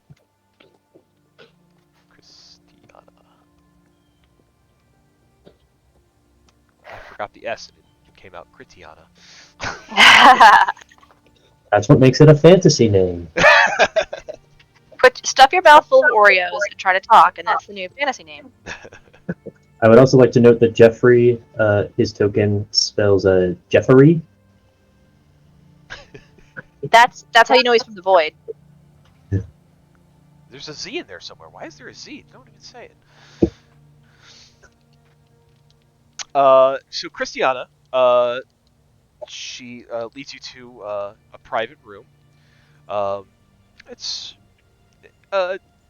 very nicely spaced out bathroom. Room with a bath in it. It's kind of like a big square bath in the middle of the room. Some nice comfortable couches along the side to relax on. There are also 2 locker rooms, one for men, one for women. Actually 3, one for men, one for women, and one for whatever. One for void creatures, I don't know. I like it. Representation Centaurs. matters! Woo! Yes. If you identify as female, it's this one. If you identify as male, it's this one. If you identify as neither or other, it's in this third one. Right. So yeah, set of locker rooms for you where you can change and whatever else. There is also a little corner that is set aside that is also closed off but available to you. That there's a little bit of a steam room in there, so you have access to that as well. So Christiana shows you into this room. She points out the locker rooms and says that is where you can find lockers if you wish to put your stuff. There are the bathrobes and slippers are in there for you as well. The steam room is open for your use. Just there's like those hot coals that are in the center. You just pour water on, steam raises, so you have that available to you. And the bath, she asks, would you like the bath still, or would you like us to turn on the jets? With the jets. I would like the bubbles too. I think that's a great idea, Bahar. Of course. Christiana, Yes. I have a question. Yes. In the lockers, it's just the robes and the slippers. Yes. Was there something else you needed? What do you wear into the bar? I don't want to get my dress wet. What do you wear into the bar? Oh.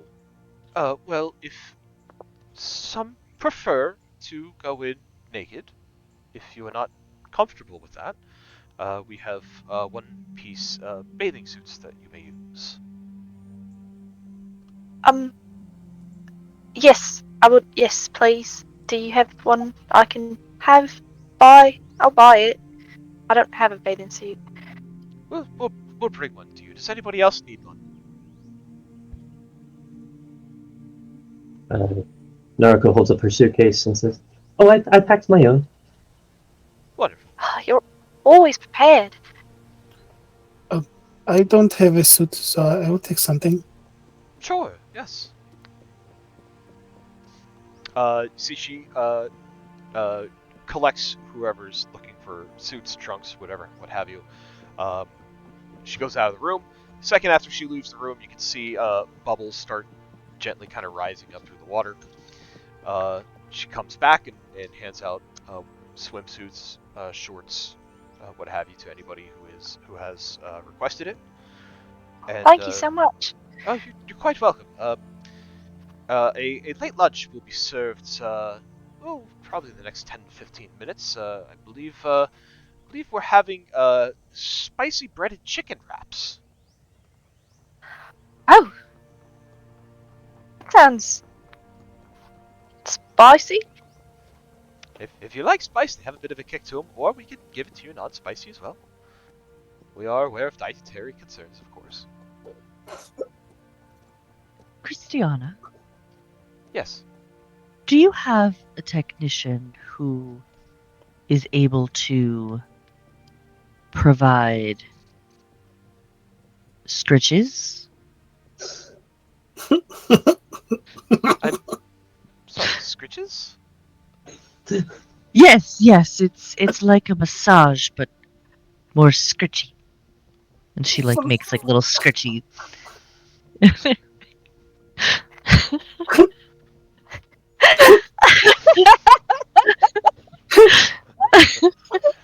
Oh God, I love the fact that Joe just was like flabbergasted What? for half a second. Just made it even better.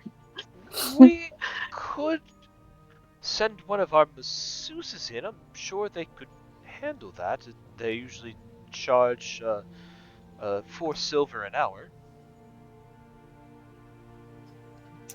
Very well. Okay, I'll ask if anybody specializes in scritches.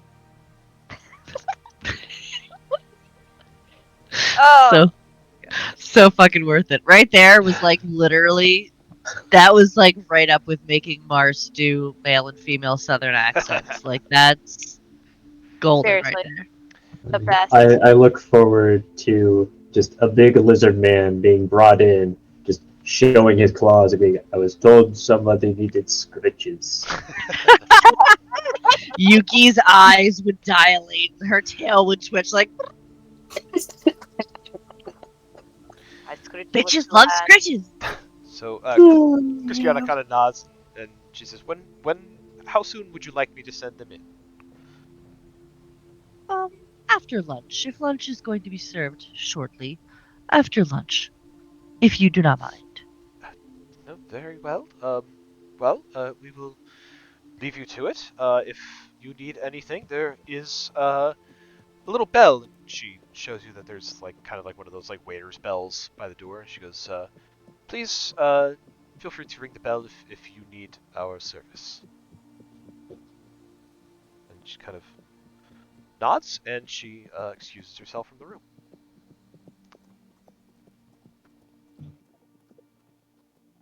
All right. Naruko has one very important mission. They have bubbles in this hot tub. She must figure out how they do this. There's a guy on the other side just blowing really hard into a tube. Is this magic? Is this engineering? What are those secrets? We must unravel them. I think Bahar would just like sink down in the water and heat things up all around her, even hotter. Jade excuses herself to go change into her bathing suit and puts her things away in the locker. And then comes out still wearing gloves, but she does get into the water with everybody else. Ren actually is going to decline to get into the water. He will kind of set himself down at the edge and just dip his front hooves in.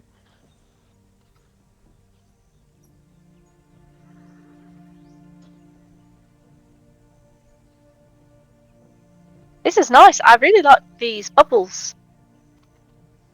That's real warm over by Bahar. Just even nicer. Yuki will put on her bathing suit and she will come join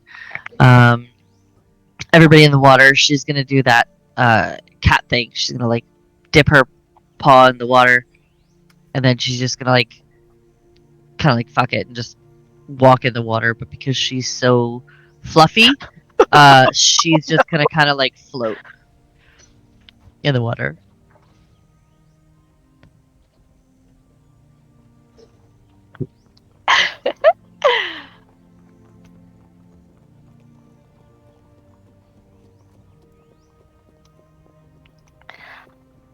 Yes. Well, this is actually really nice. I've never been to one of these before.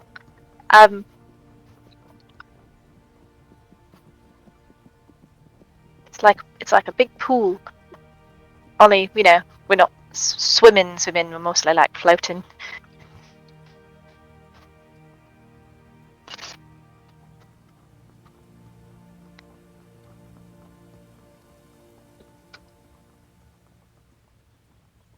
Yuki, are you going to get scritches for a whole hour?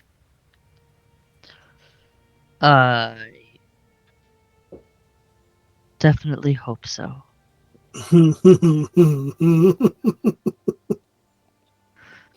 We will see. We will see how he is able to provide the scritches.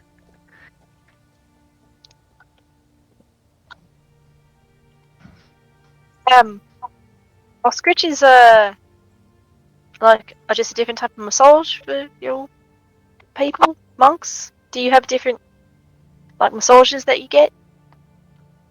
Oh yes, absolutely. There's a whole variety of different massages that we get.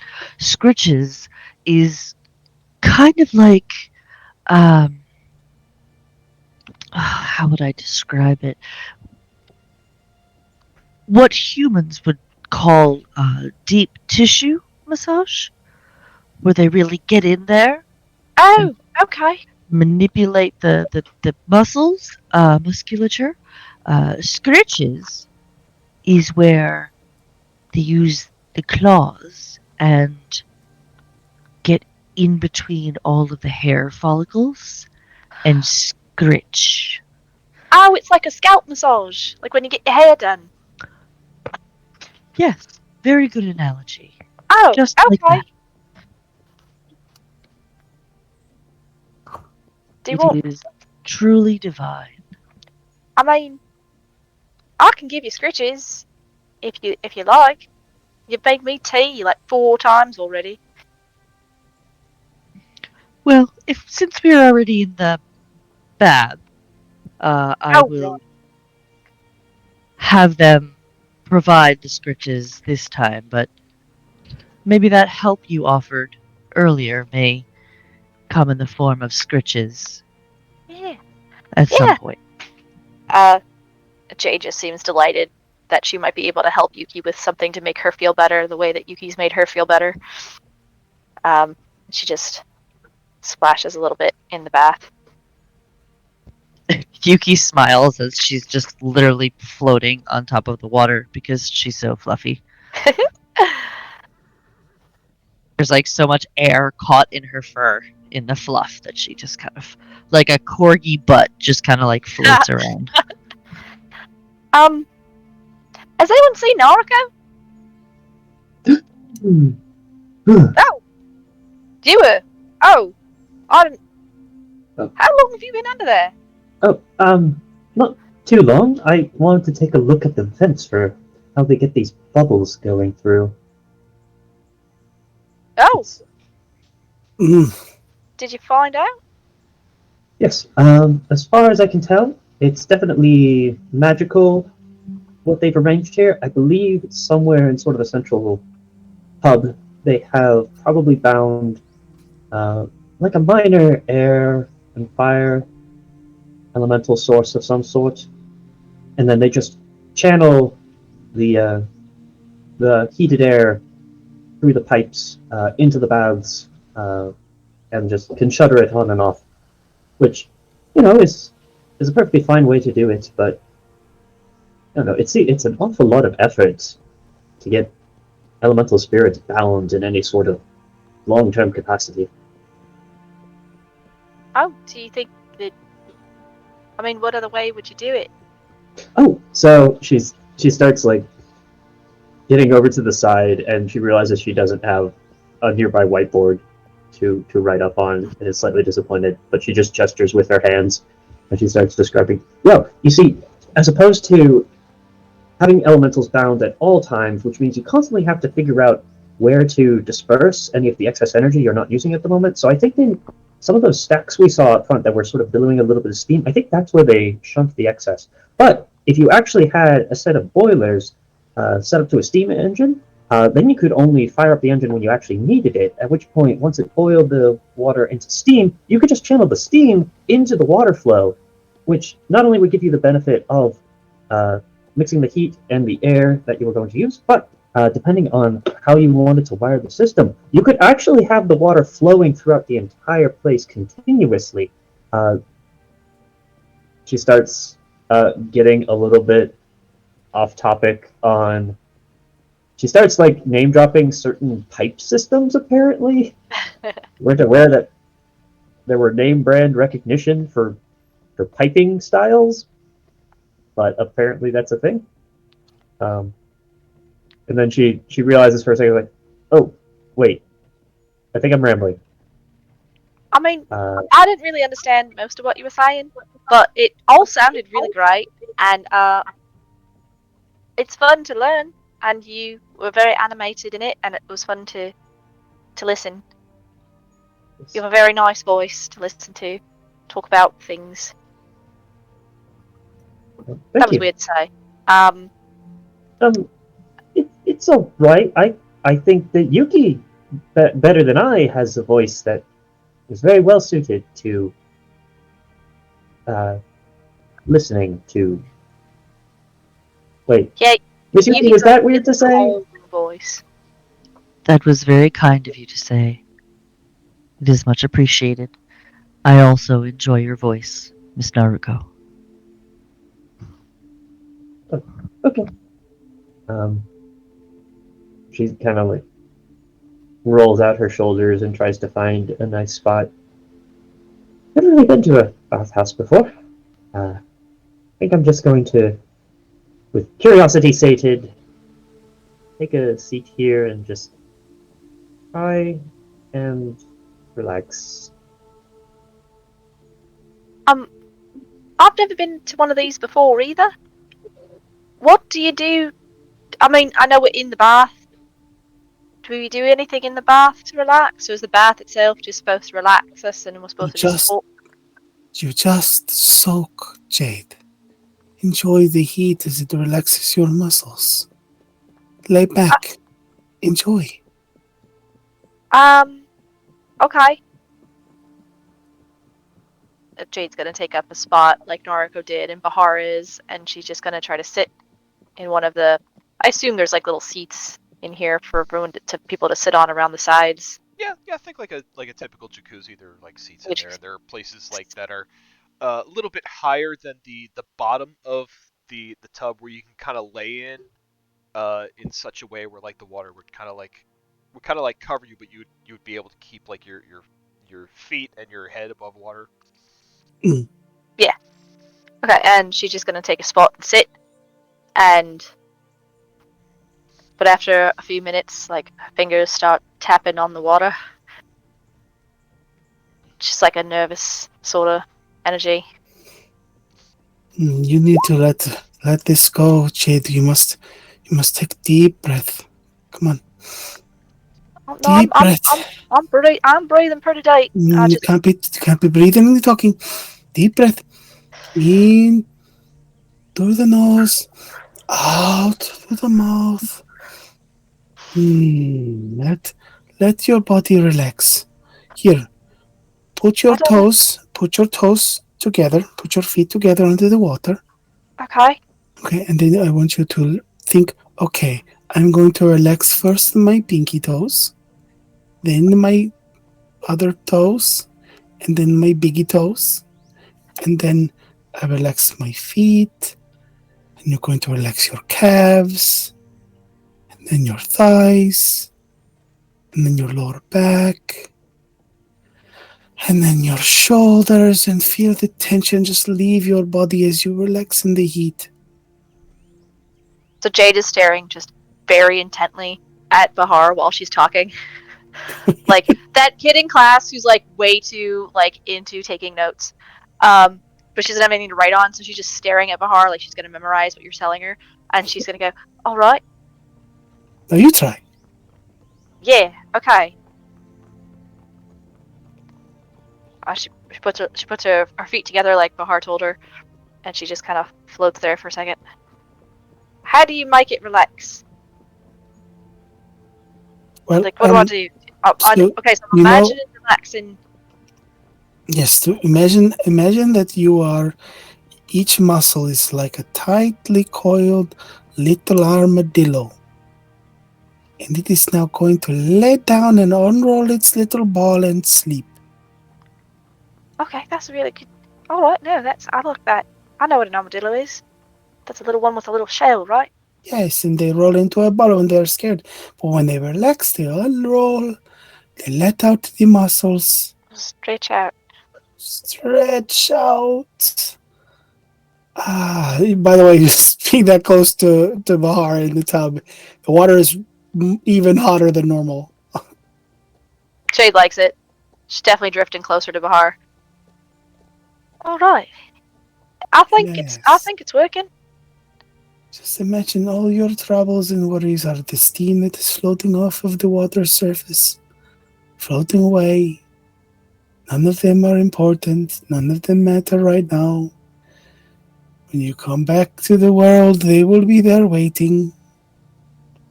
For now, let it all go. Because, my dear, I have a feeling that this is going to be a long time until we get to enjoy something like this again, and we should appreciate it for what it is. Focus on the moment. Yeah, the moment. I'm trying. She's doing Oh no. Kinda. You can do this. She just floats there for another couple minutes. So is this what we're supposed to do then? This is all you have to do here. I mean, there's servants, they would bathe you if you want to be washed. Oh no, I can do that myself, but I don't. Oh, my dear, and until you have someone do it for you. Oh, you have not lived. My widow sisters and I, we would bathe each other every night. It is so good to have someone scrub your back. There are parts you just cannot reach on your own, you know? I'm not, I guess. Maybe one day. I would scrub your back. No, Do you that's want your okay. back scrubbed? No, I'm good. I'm good. Oh, Just relaxing in the water. All right. Thank you, though, Sure. for the offer. kind of at the point where you say, "Is this what you're supposed to do?" The door does open. There's a little like buffet tray that kind of buffet cart, I should say, that kind of starts rolling in as you and Bahar finish this conversation. And once they find a break in the conversation, you see it's Christiana again. And as she finishes rolling the cart in, she's got a nice little plate set up of like these little finger wraps of like crispy fried like chicken wraps, like basically buffalo wraps, which is giving you. And there are other things in there. There are various fruits, and there's some salads, different kinds of drinks. Iced tea, lemonade, water, things like that. And in the water, you see there are other little like herbs and fruits that are kind of floating in this water, infusing it, giving it a little bit of flavor. But she overhears you in this conversation as she finds a break in the conversation between the two of you. You see, she kind of smiles in your direction. She says, "Supposed to do? You're not supposed to do anything. That's kind of the point." Oh, Yes. yeah, it's just, I don't know what to do with my hands, and I'm trying to relax, and Bahar was really helpful, and, she told me about the armadillo, and that was great, actually. I definitely feel that my feet and my legs definitely feel a little bit better after doing that, but I don't really know, but what are you supposed to do to entertain yourself while you're relaxing?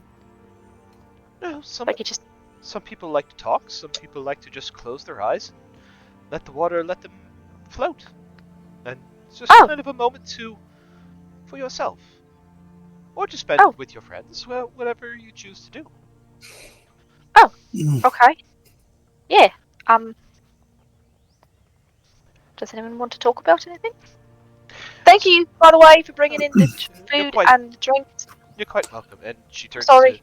she turns to Yuki and she says, Miss, I'm sorry, I didn't catch your name, My name is Yuki. Miss Yuki. Your Scritches will be here soon. We've apparently found somebody who is quite understands them quite well. His name is 12 Stars, and he is also a tabaxi like yourself. Sounds like he gets good reviews. Her eyes just dilate. She says, "My thanks, my many thanks are immeasurable and unable to be stated." You're welcome. She immediately starts purring. Like just at the thought, she's actively purring and making biscuits under the water. Right. Let you serve, please. Help yourselves. And she turns to go out of the room. I would like to know, Professor, are you making your way to the bathhouse? Yes. So safe to say at this point, I think you would find your way by now. You would find your way there. Um, do you go looking for your companions, or are you interested in just kind of some Professor Jeffrey time? He'll kind of find his or look for his companions. He's not gonna go into the bath, but if there's like a room or something that's being rented, he would go to the room and kind of wait out there, pick away at any food that shows up or anything like that while he's waiting.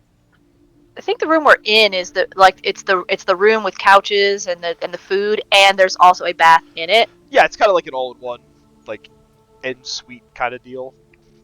I think okay. I think we would have told Christiana that another one of our friends, might come along, and because we were describing the Yeah. professor, asking if he was in there. So I think as part of that description, it would have been, if he shows up, please send him our way. That's fair. So I would say with that information, Professor, as you do make your way to the bathhouse, you show up and they kind of recognize you from the description that the rest of your companions have given them. They'll show you into the room as lunch is served. Okay. He just kind of walks in. Is everyone still in the bath? Jade is out. It has just gotten out of the bath and is getting herself food from the little cart. He You'll notice the people in the bath and the card. He's like, oh, I see they're serving humanoid soup with lunch. What? He just kind of snickers to himself, clearly hilarious in his own mind, and picks away at food. We didn't know what happened to you. Oh, yeah, I just had a couple things to talk to Jeffrey about. I'm here. Sorry to keep you waiting. You didn't worry, did you? I mean, we worried for like a couple of minutes, seconds really, and then we figured if you went somewhere, it's probably because you knew what you were doing, and you probably would let us know if you needed help. And then we came inside and we went to the bath. Yeah, it's not the first time I've wandered these streets on my own. Thanks for your 2 seconds of concern. You're welcome. I think it was closer to 5. 5 seconds? We've only just met. How scandalous. Yeah, I've got fruit water that I need to drink this by Ren. She's gonna take her plate and her drink over to Ren and sit next to Ren with her feet in the water. Hello. Hi. I told the professor I just wanted to be distance friends, and I don't think he understood that when I said that, and I don't know what to do about that now. I think he is okay. Oh, okay.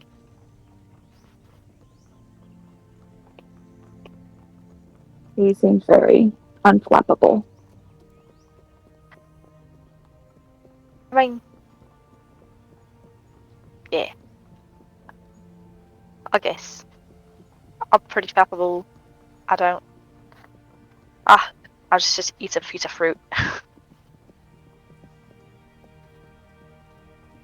Is the fruit good?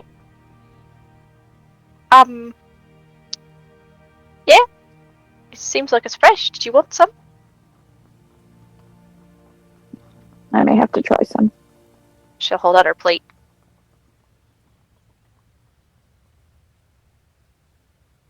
Thank you. He says very carefully, picking up a piece of fruit and munching on it. I go with the skull head, but the food does seem to go in through his system. Weird. He does have a tongue. Got a tongue. As we check that. So, Professor, sharing food with Ren and feeling a little bit more comfortable. What did you talk with Jeffrey about? Oh, well, I just want to see, I guess, get confirmation about his origin. It sounds a lot like he is actually indeed from, I say he, I don't actually know. Are you a he? He kind of squats down and looks Jeffrey in the eyes, kind of looks around. Oh, he's here. He, she, I don't want to assume your gender. You like a cephalopod. Do you have a gender? You see, Jeffrey looks over towards the locker rooms and looks at the unassigned one. Oh, I get it. Very nouveau. I fully support this. Jeffrey, they seems to be from the void, or at least a place that matches what we would describe the void as. I also wanted to discuss with him whether or not they've seen other people from here visiting. They have not. But Well, if he was not existing before you coalesced him into a creature, I don't know that he'd see anybody, right? oh, I didn't make him. He existed. Sorry, you're going to have to get used to that. They existed long before I summoned them. Okay. You see, as you kind of make the gender kind of assignment and you correct yourself, Jeffrey just kind of shrugs. You get the feeling, he's like, yeah, I get it. You're trying though. It's cool. He's like, they haven't seen anyone out there, but it could be they just The void could be a very large place, or small place, or a place without size. I don't really understand the physics of this place. Or they could be lying. You wouldn't be lying, would you? Are you lying? You see, you get the feeling of innocence. Yeah, that's what I thought. I don't think he's lying. Sorry. So you're telling us that they have existed for an extended period of time. Do they know how they arrived in this place? He looks at Jeffrey. Do you? You get the sense of that comforting cold darkness, and then suddenly very bright light. Oh. Didn't the professor bring him here?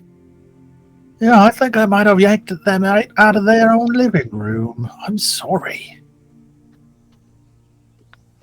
Again, you get that feeling of reserved excitement and curiosity. Oh. They seem to be all right with it.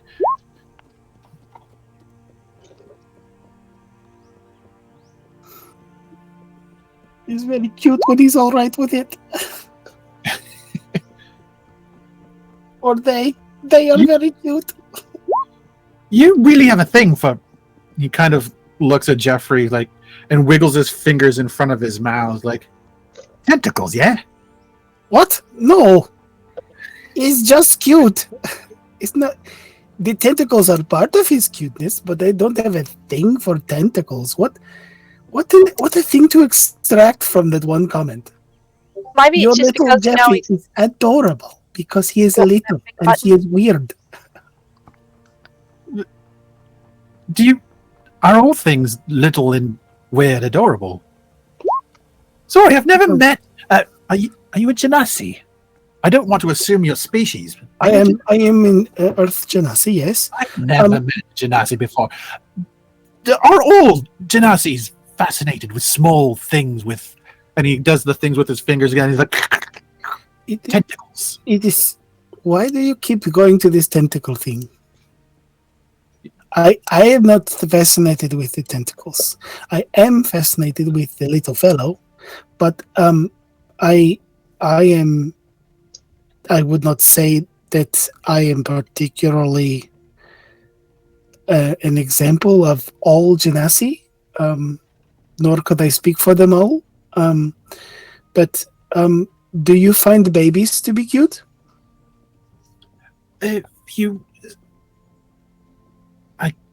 I guess he kind of rolls up his nose. It is my understanding that in nature,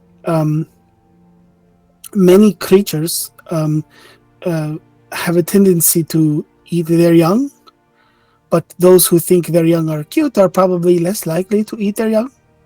So we are probably preternaturally disposed to find things that are smaller versions of larger things to be particularly cute. But your Jeffrey is a small version of something. I don't want to know what the big version is, but it's very cute. The professor just kind of slowly steps between Bahar and Jeffrey, and he just sort of whispers, "They're not on the menu." I don't want to eat your... Was that an option? I don't want to eat him. I'm saying I don't think want that's what to he because implied. I think he's cute. Didn't the professor say that he had, tentacles and the suction cups were...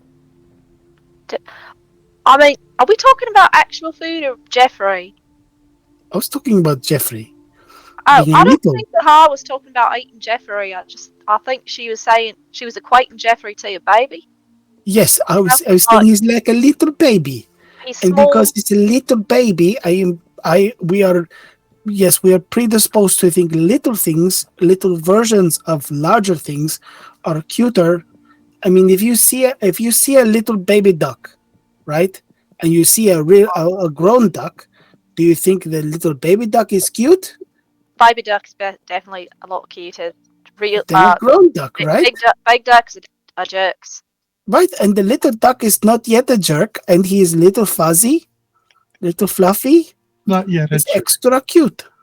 It will be Jerk someday, I'm sure. One day. Maybe. Old ducks are just terrible. Well, hold on. We should not generalize about all ducks. Some ducks are nice, I am certain. I just haven't met one.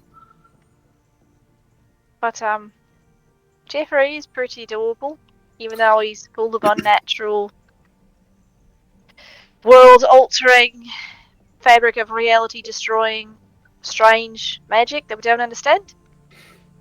All I have know is that if little fellow like him, like they are, this little person that is Jeffrey is going to destroy the universe, it will be the cutest universal destruction of all time. I mean, I would stop Jeffrey from destroying the universe. I would probably try to do the same, but I would think it was very cute at the same time. The professor looks at Jeffrey and gets down on his level again. Like, are you a harbinger of doom? Are you going to destroy our universe? I mean, if he is, kind of your fault because you brought him here. You get the sense of confusion. See, he does not want to destroy anything. He is too cute. Yeah. Although that's a good point. Jeffrey, are you a little baby? Are you like full grown? Or are you going to get like really big? Professor, give me a charisma saving throw. Uh-oh. What Secrets man was not meant to know. What is happening? 20. You see in your mind's eye a monstrous web of tentacles, kind of like a large tentacled beast with a maw like kind of like the Kraken from Pirates of the Caribbean, and a giant red irised eye. You see this in a flash of a moment, but you are able to kind of hold yourself together at the immense vastness of this image that you experience. His eyes just go wide and he staggers backwards a little bit, nearly tripping over his own feet. And he just stares at Jeffrey like, oh. Yeah. Cute. Definitely cute. Jeffrey. He nods unsurely. Like, but this just little guy. This is good. We become friends now. You won't be a problem when you are a massive world-ending monstrosity. Yes, give him candy, then he won't. Then it will be easy to prevent him from ending the world because he will like the candy. You like candy? If I feed you candy, are you going to multiply into other monstrosities? Jeffrey cocks their head. You see little tentacle face things kind of like waggle a little bit, and kind of gives you like a questioning glance. That's unnerving. You give him the candy. I'm just going to stand over here for a little bit. Are there like sweets on the table that we could pull from the lunch table? Yeah, there are like little chocolates there. Ooh, okay. How do you do with these, little Jeffrey? And she gives him a chocolate. I wouldn't let them touch you. So he kind of reaches out. They reach out. I'm trying. Reach out. I know. I keep doing it too. Reach out with the tentacle. Kind of like it. The chocolate kind of sticks to the tentacle, almost as if there are like little what's the word? Like cilia, like at the end of the tentacle that kind of grab onto. Yeah. And they feed themselves like an elephant, just kind of putting it into the mouth. And you see they kind of lick their lips with whatever resemblance of a tongue they have, and you almost hear kind of like a little sound. He likes it. Can I make a check on the professor? Because he just suddenly, he was so adamant to talk to Jeffrey a second ago, and now he's jumped up and backed away. I was just gonna ask the same thing. Like an insight check, I guess, or just a perception check to see if I notice like whatever look is on his face at the moment. I would say pretty much all of you have enough of a passive insight to pick up on Professor's surprise and sudden kind of Withdrawal. Yeah, I guess is a good word for it. Jay's gonna look back and forth between Jeffrey eating, seemingly happily eating chocolate from Bahar, and like at the professor who has moved further back. What just happened there? What did you see, Professor? Well, turns out that his species get very large. Are you a species, or are you the only one? You again see just a flash of a giant eye. He shudders. I don't know what to do with that. Well, Jeffrey is going to get very, very large. Like eating a city large. And then can't you just send him back? Well, I could, but then I wouldn't learn anything. And I mean, he's nice now, and perhaps when he is a large city-eating monstrosity, he'll be nice to us. You'll need much more chocolate. Okay. Sure. Jeffrey hasn't done anything untoward yet. So there's no reason to believe that they would ever. It's just... you're just sending him home, though, right? Could. You said you took him away from his home. Maybe if he does come from the void, there's nothing there. It's okay if he's giant, because maybe giant is a relative scale, because there's nothing there for it to be giant against. Maybe it just thinks it's giant. That's true, but we have a very unique opportunity to learn here. If there are people wandering around Pelennor casting spells using void magic, it's entirely possible that we see another one of these somewhere else, and it may not be so small. So if we learn what we can from Jeffrey, we may be better prepared for if and when that happens. As Jade, as you're talking about sending Jeffrey back home, Jeffrey kind of like sidles up next to Professor's leg and looks at you, Jade, and you get kind of the feeling of don't want to leave, happy, interesting. Okay. I mean, I'm not gonna make you go anywhere. She's talking to Jeffrey. I'm not gonna make you go anywhere. Just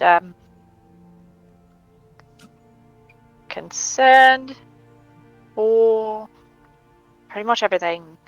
I will just eat this strawberry and we'll figure it out. I think Naruko should invest in chocolate. Yeah, chocolate's great. It's about this time that the door opens and you see a tall tiefling. I'm sorry, not tiefling. A tall tabaxi. Short, striped, dark gray fur, piercing blue eyes. Wearing kind of like the uniform of the bathhouse. Like how to just I guess like a t-shirt, like tennis shorts, I guess. Like a polo and tennis shorts, something like that. Has a little logo of the bathhouse on it. You see, he comes. He's dressed like he's about to play tennis. Yeah, sure. Right?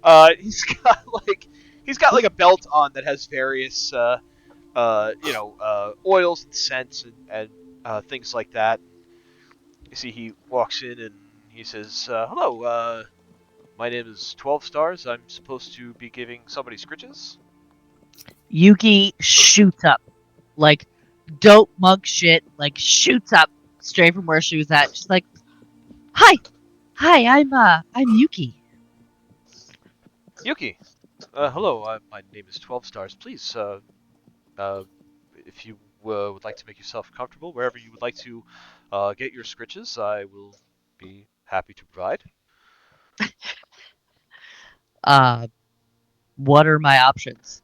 Like, Uh, I mean, I know there's like couches, but like, is there like a couches. There's like a proper massage chair where you kind of like sit on it like backwards, where like there's like that cushion you can like lay your chest on, like when you're getting like a back massage, like that kind of chair, like that. You yeah, know what I'm talking about? perfect. There's one of those. There's also like a comfortable kind of like, I guess I don't know. It feels weird calling it like a massage table, but like something like that too. That's what they are. They're called massage Okay, tables. all right, You're right. okay, You're right, friend. okay, She'll go for the massage chair, and okay. she will sit, and she'll stretch her big floofy tail out, and she will sit in the massage chair, just purring, and you just see like she's just making biscuits. She's stoked. So you see, 12 stars. He smiles and he nods a greeting to the rest of you. It's a very friendly-looking face. He takes out one of the bottles of oil and he kind of like smooths it in his paws and smooths it on his claws. And you see, like he spreads his paws and you see the claws come out.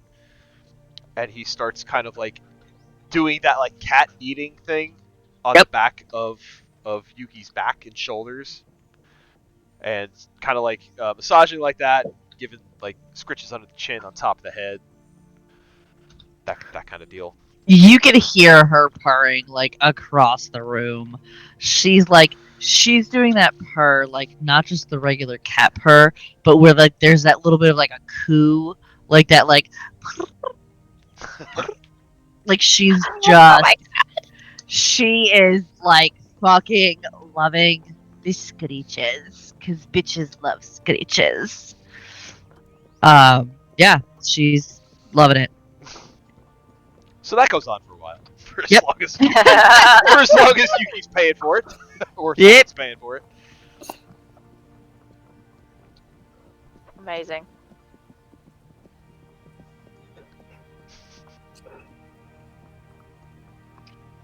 Well, Yuki's apparently having a good time. She seems very happy. Yeah. She's just gonna swish her feet in the bathwater. I know we said we were gonna wait until dinner to talk about everything, but how's everyone doing? Considering everything that's happened and all the information we got today, and I mean, how is everyone? My feet are wet. Is that a good thing? Do you like your feet to be wet? I don't know. Okay, well, we learned something. He hasn't removed his feet from the pool, so. Well, that's what figuring things out is for.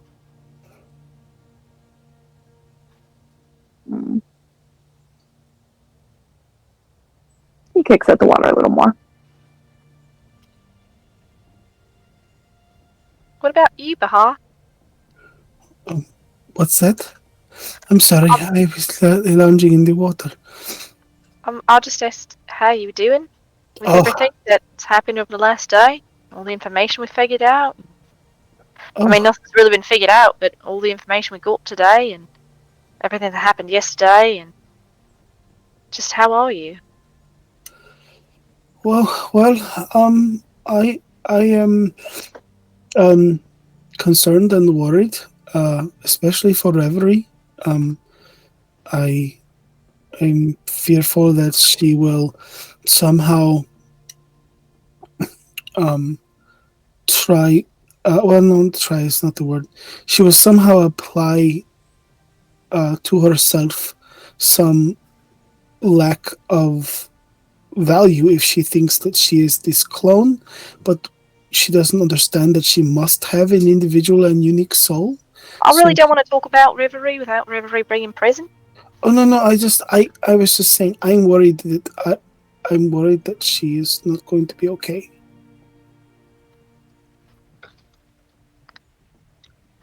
That's a lot to take in, but I'm sure she'll talk to us eventually.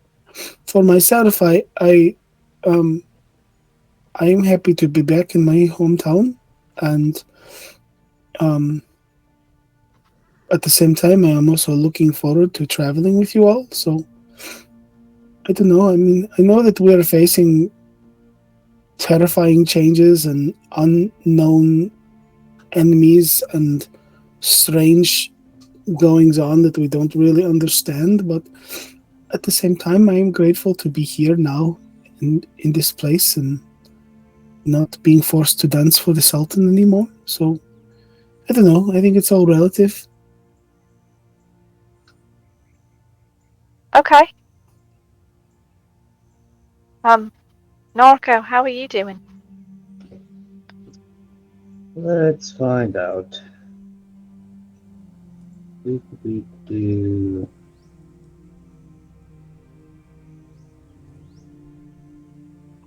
Sorry, I had something for this. There we go.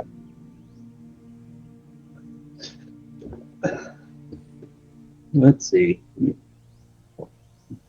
Nariko has been trying to relax in the water. She has been semi-successful.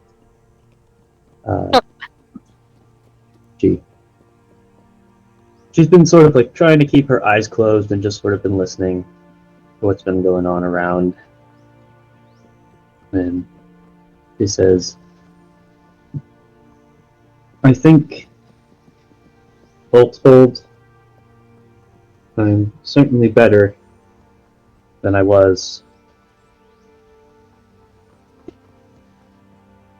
And don't think we necessarily got all of the news we wanted to hear, but welcome news or not, more information to work off of is better for us. I'm still trying to figure out where I'm going to be going after Crystal Cove. I have a very particular destination in mind, but I would like to continue to help you all out as I can until then. What is the destination you have in mind? Tremonto. Remember, it's a big. She's got her company, business meeting with the Goldwater people there. And she specifically doesn't mention anything else. She doesn't want to stress Narco out. She gets it. I mean, we never really did decide if we were actually going to be traveling together after this, or what we're going to do, or really anything. And I really don't know. I really don't know what to do. Up until today, actually, up until maybe 2 hours ago, I just wanted to travel. You know, I just wanted to come back and see the bits of the world that I haven't gotten to see, and have some fun stories to take home to my family, and just be able to tell them about, you know, the people I met and the things I saw. And it wasn't supposed to be an adventure, you know, not an adventure like you read about, you know, not an adventure that's written about in stories where there's people suddenly thrown into a crazy situation. It's just supposed to be. It wasn't supposed to be like that, and then. But now, I mean, even this morning, you know, I was all set to go talk to the headmistress and then set plans with Reverie to just go straight to Moonhaven if that's what she wanted to do. And I mean, now we've found out that there's maybe a group of really, really bad people who are somewhere doing something, and the Sentinels can't help. They couldn't even help here. And the mages, she's going to try to help, but she can't do it alone, and she's got to go call people and meet with people, and it's going to take her a while if they can even get together. And now it kind of is like one of the books. We are the people who are here, who might be able to do something in a small way to help. I mean, I don't know that I can be an adventurer like all the stories, but maybe we have to go and at least see if we can find where these people went so that the people who can do something about it know where they are. I don't want to leave knowing that I'm leaving some other people behind who might need help.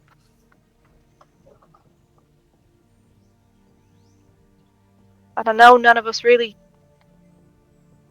know each other or know what we're doing. And we all have plans. I mean, I had plans.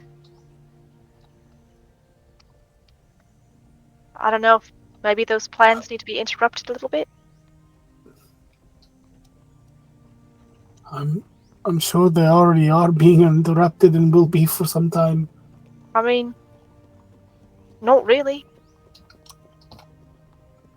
No one has to do anything. I mean, sure, we could ignore the call to adventure. I mean, that's what I'm asking. I mean, is that what you prefer to do? You want to stay here instead? First of all, I don't want to stay here. It's obviously not safe here. Oh, Sentinels can't protect this city. They can't even protect their own ranks. I don't think here is really the safest place, especially if the Sentinel's part of the target of anything. But I mean, I don't want to leave knowing that there's people who need help from whoever these people are. So you don't want to leave Crystal Cove, you're saying, because you're worried that the people here in Crystal Cove need help? I'm sorry, I may not understand. no, I don't want to stay in Crystal Cove. The You said you want to Sentinels go. can't protect this place. I mean, my original plans of going with Reverie to Moonhaven. Oh, okay. So, and we don't want to go to Moonhaven? What do we do? And she's just gonna get up. I'm just mind. confused what you're going for, because it seems like you are very torn about wanting to help people, but then wanting to stay safe, and those two things don't go together, dear. I know. That's why I was asking the group what they wanted to do, and nope. Never mind. And she's just gonna leave. I think she is upset. Yes, I'm not really sure what to do about it. She seems very divided inside herself about what she wants. Is Yuki still getting her massage? Yep. Okay. Ren will stand up and just go trot after Jade. She needs a quieter presence.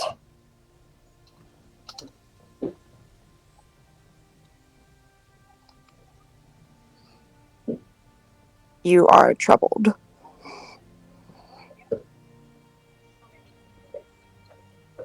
I'm sorry I shouted. I do not mind. Yes, I'm troubled. I'm troubled. I don't know what to do. And I'm trying to explain it, and I don't know. It just feels like everything I say doesn't.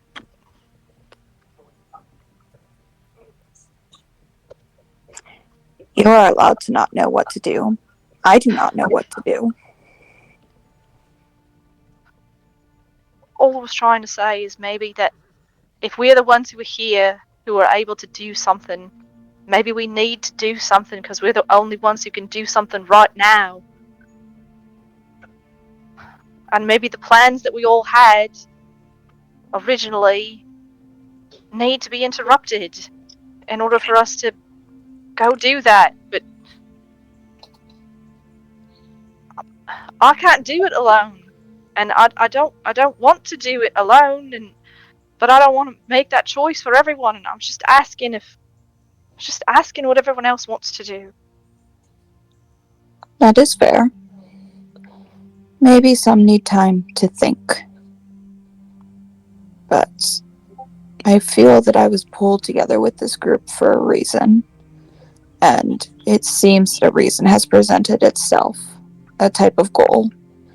I would seek out completing that goal and finding these answers with you. Really? I have no memories. What else am I going to do? I mean, make new ones, I guess. Yeah, my current new memories are trying to figure out how human beds work. They're not going well. I really think you need to give the stables a shot. Like, not like the ones that I mean, maybe there's nice stables. Horses sleep standing up, I think. Or, folded in. I don't think you lay on a bed.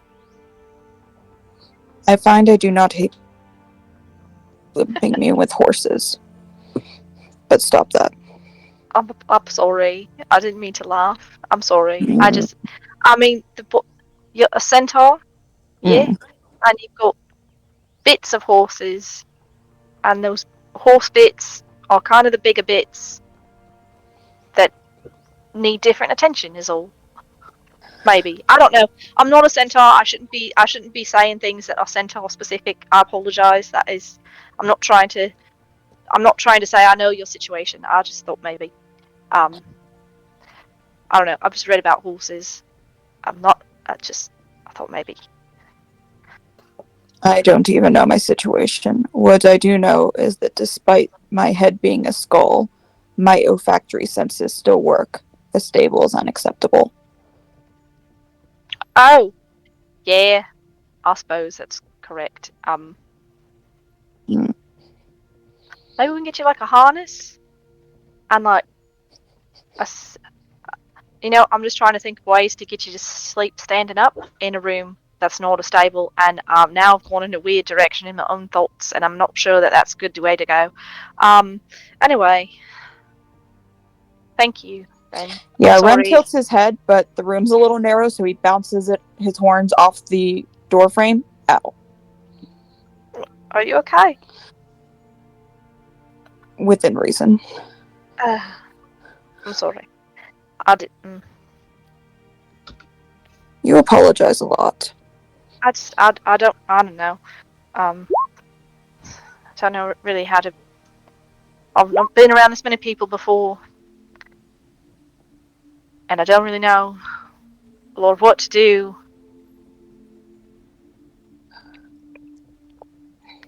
A lot of the time. That's all. That is okay. I also do not know what to do. Maybe we can not know what to do together. Seems reasonable. Yeah.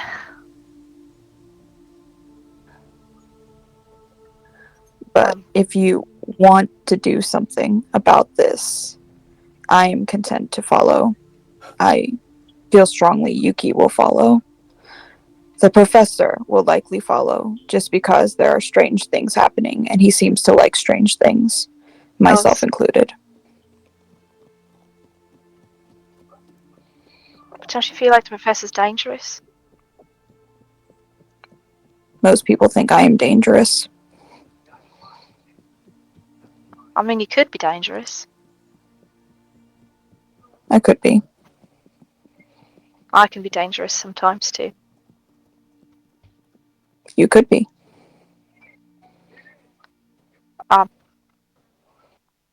I'm trying to get better. But that is okay.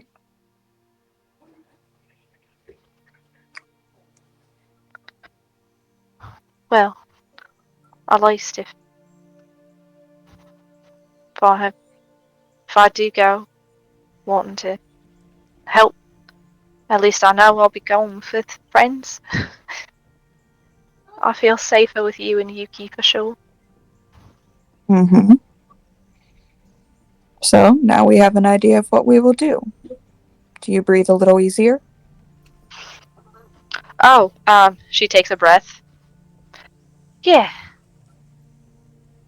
Yeah. Then we will worry about whatever problem presents itself tomorrow. Okay. Tomorrow, then.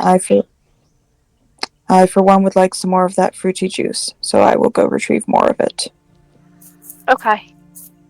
I'm gonna stay over here. I think I'm done in the water. Okay. Would you like additional company? I mean, if you want to come, that's okay with me.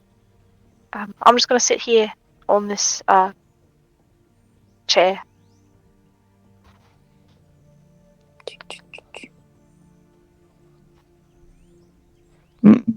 I will grab a beverage and then return. Not smart enough to get her one too. We tried. Oh, fuck. Ren.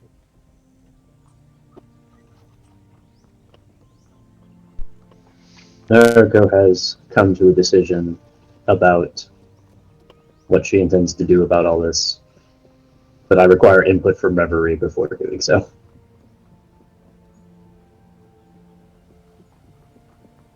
Yeah. Otherwise, she would have stood up and said a thing, but we're not there yet. Fair enough. What breakfast is for, man?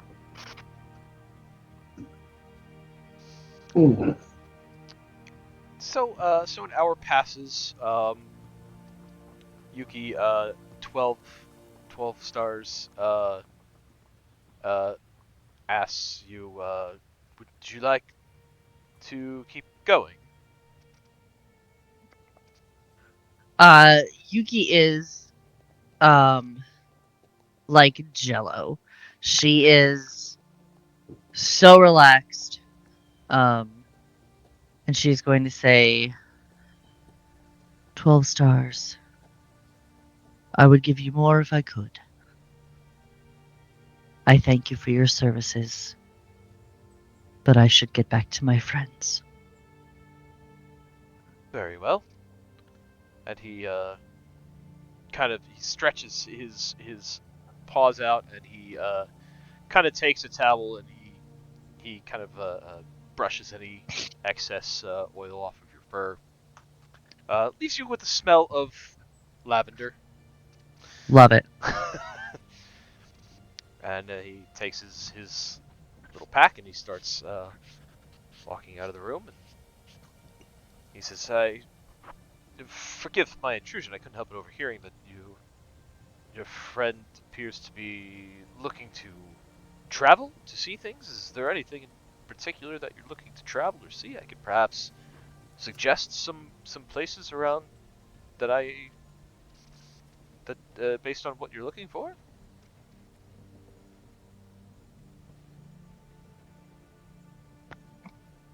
Bit of an amateur travel guide, I suppose.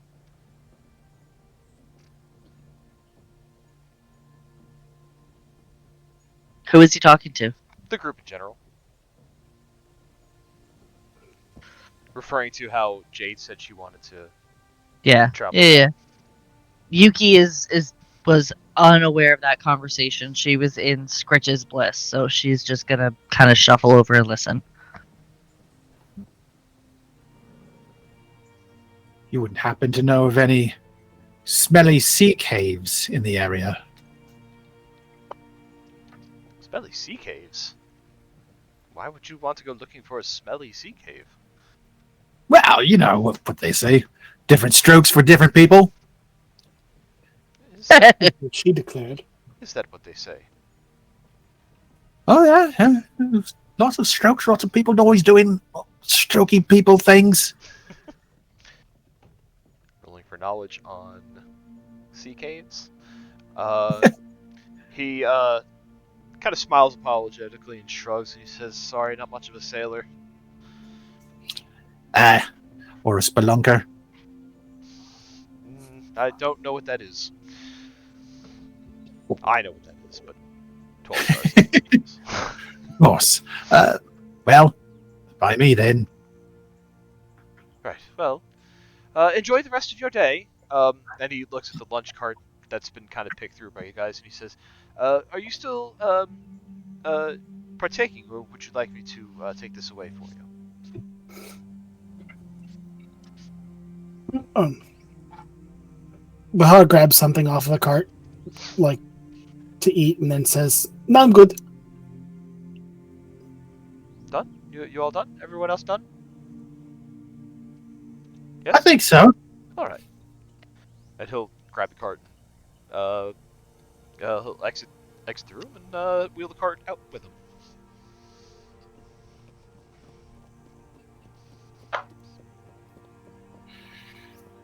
Right. Well, here we are. All these leads and no real plan.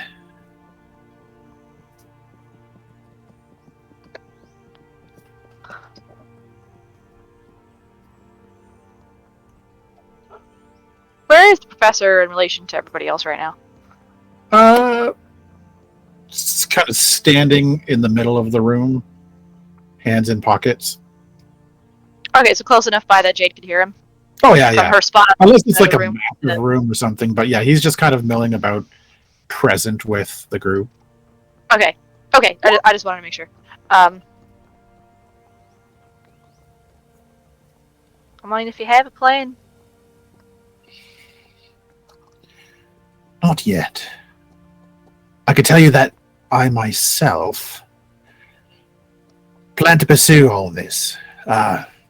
It's too much not to. I know we've all just met, but you all seem lovely folk. Better than most. I would enjoy your company if you decide to go on this journey as well. Yuki will step up and say, "There's been an imbalance. Things are not as they should be. I will see this to the end with you, Professor." Right. Well, that's two for adventure. I want to go help.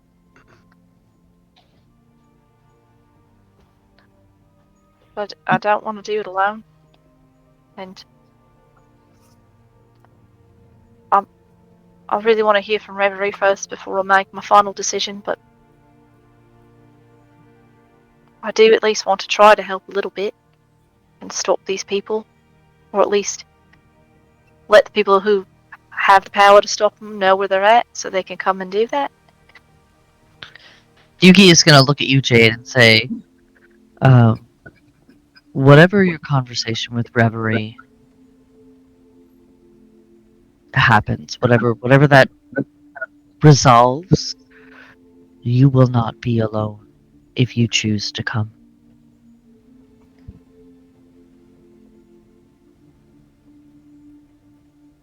Thank you. Question for Bahar. While you're all in this bath, where are you keeping your lantern? She probably would have put it like right on the edge of the bath, like right next to her. Okay, so pretty close. Yeah. So She's never far from it. okay. So all this talk of, what's going on next, what happens next, what's the plan, where we go next, you hear Amir in your head kind of ring up, and he says, "Bahar, if they are going, you must go with them.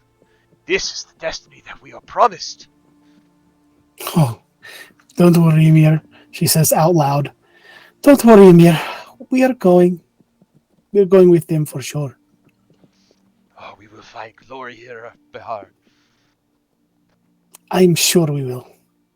It is It is the grand destiny of which you speak. She says, she stretches and she says, I need to get out of this bath. I'm getting all wrinkly.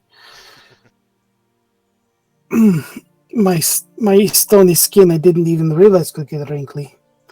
And she climbs out of the bath, grabs a towel, grabs the lantern. Come on, Emir. And she kind of flips it over her shoulder. Are you talking to your lamp? Yes, I am. Does it talk back? Oh, yes. Is it talking to you right now? Not at the moment, no. There is just a look of concern over the professor's face. He's like, does anyone else ever hear it? Emir, can you talk loud enough that others can hear? You hear a voice kind of echoing in the room. Hello, I am Emir. Oh, a disembodied voice. I haven't had one of those in a while. Hello. I do not talk He's much. not really disembodied. He's in there. Oh, your body's inside the lantern. He's a jinn, an efreeti. Oh. To be specific. Oh. Do you ever come out? Unfortunately, he's trapped in there. Have you tried rubbing it? This is what she declared. Jinn. I mean, I'm into that sort of thing. I mean, you might be. The lantern. It is not like that. Honestly, that is what you just said is a bit of a myth.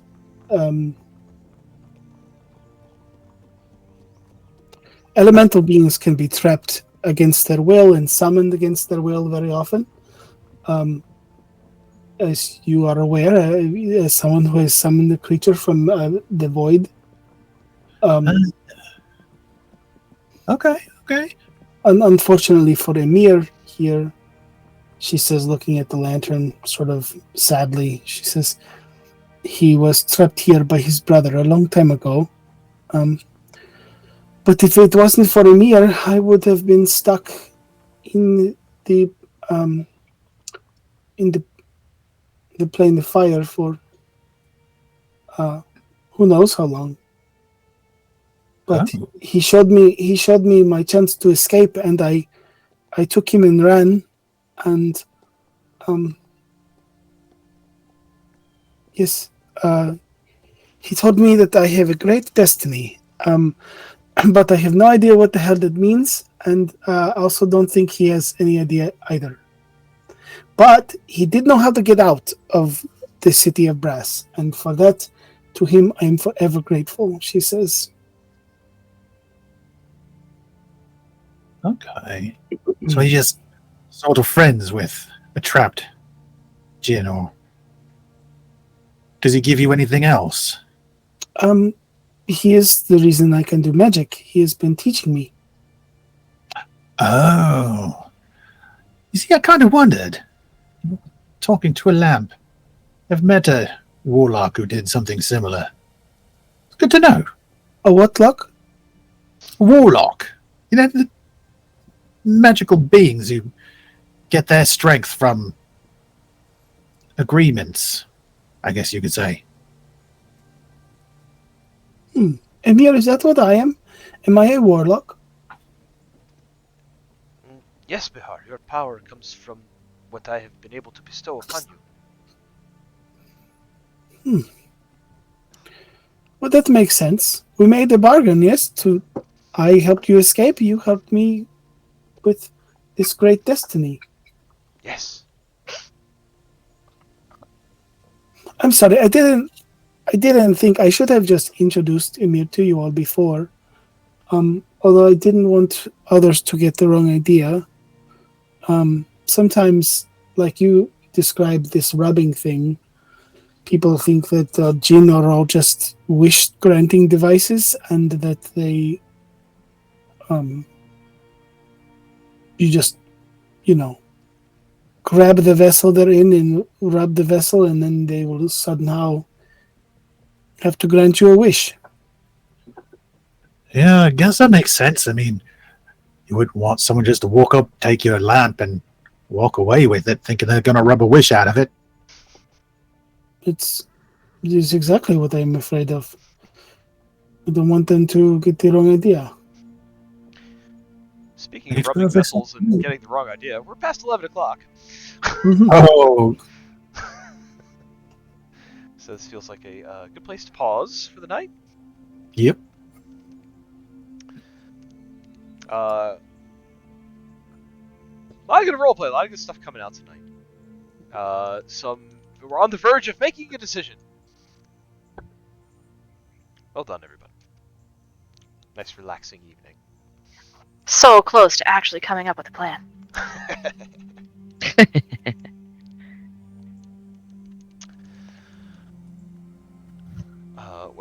Thank you for joining everybody tonight.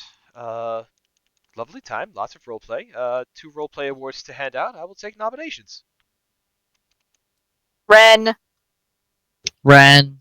and Yuki for Scritches. I second those votes. Cat stuff, man. Cat stuff. It's only gonna get better. God, I love the cat stuff. You know what? I'm gonna add for Naruko. About the dimension and all that stuff, the math and that was God, good. yes, that too. Fuck, I forgot about that. How did I forget about that? That was in my notes. That's definitely getting transcripted to Naruto. It is. She said Naruko. Shut up! I'm tired, you goose. I'm old. You fuck. Joe, again, she lives close enough to drive to your house and kick your ass. Why do you do this? It was one thing when she was like 5 hours away, but why you tempt fate? I can't not poke the bear. That's what it comes down to. Douchebag.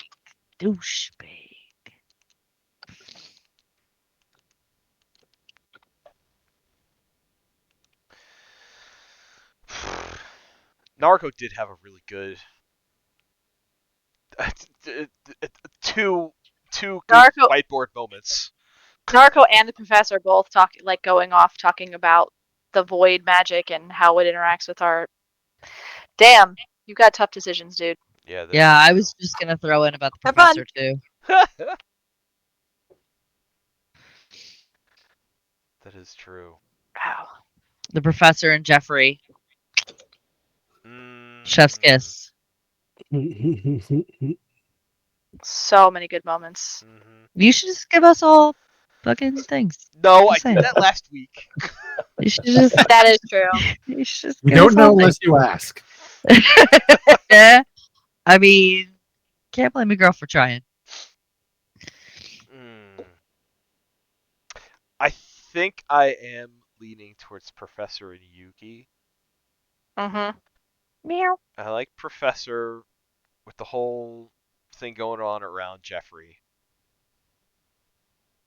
And Yuki with saucer eyes and biscuits. This is going to happen a lot, so I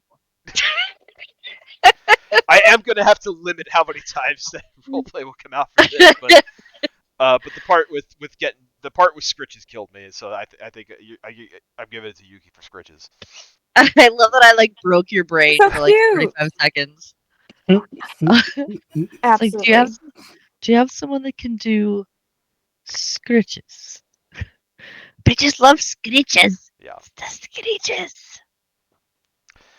Facts. Right. Right? Well, that's all tonight. I'm going to go stop the recording. So, internet, bye. Bye.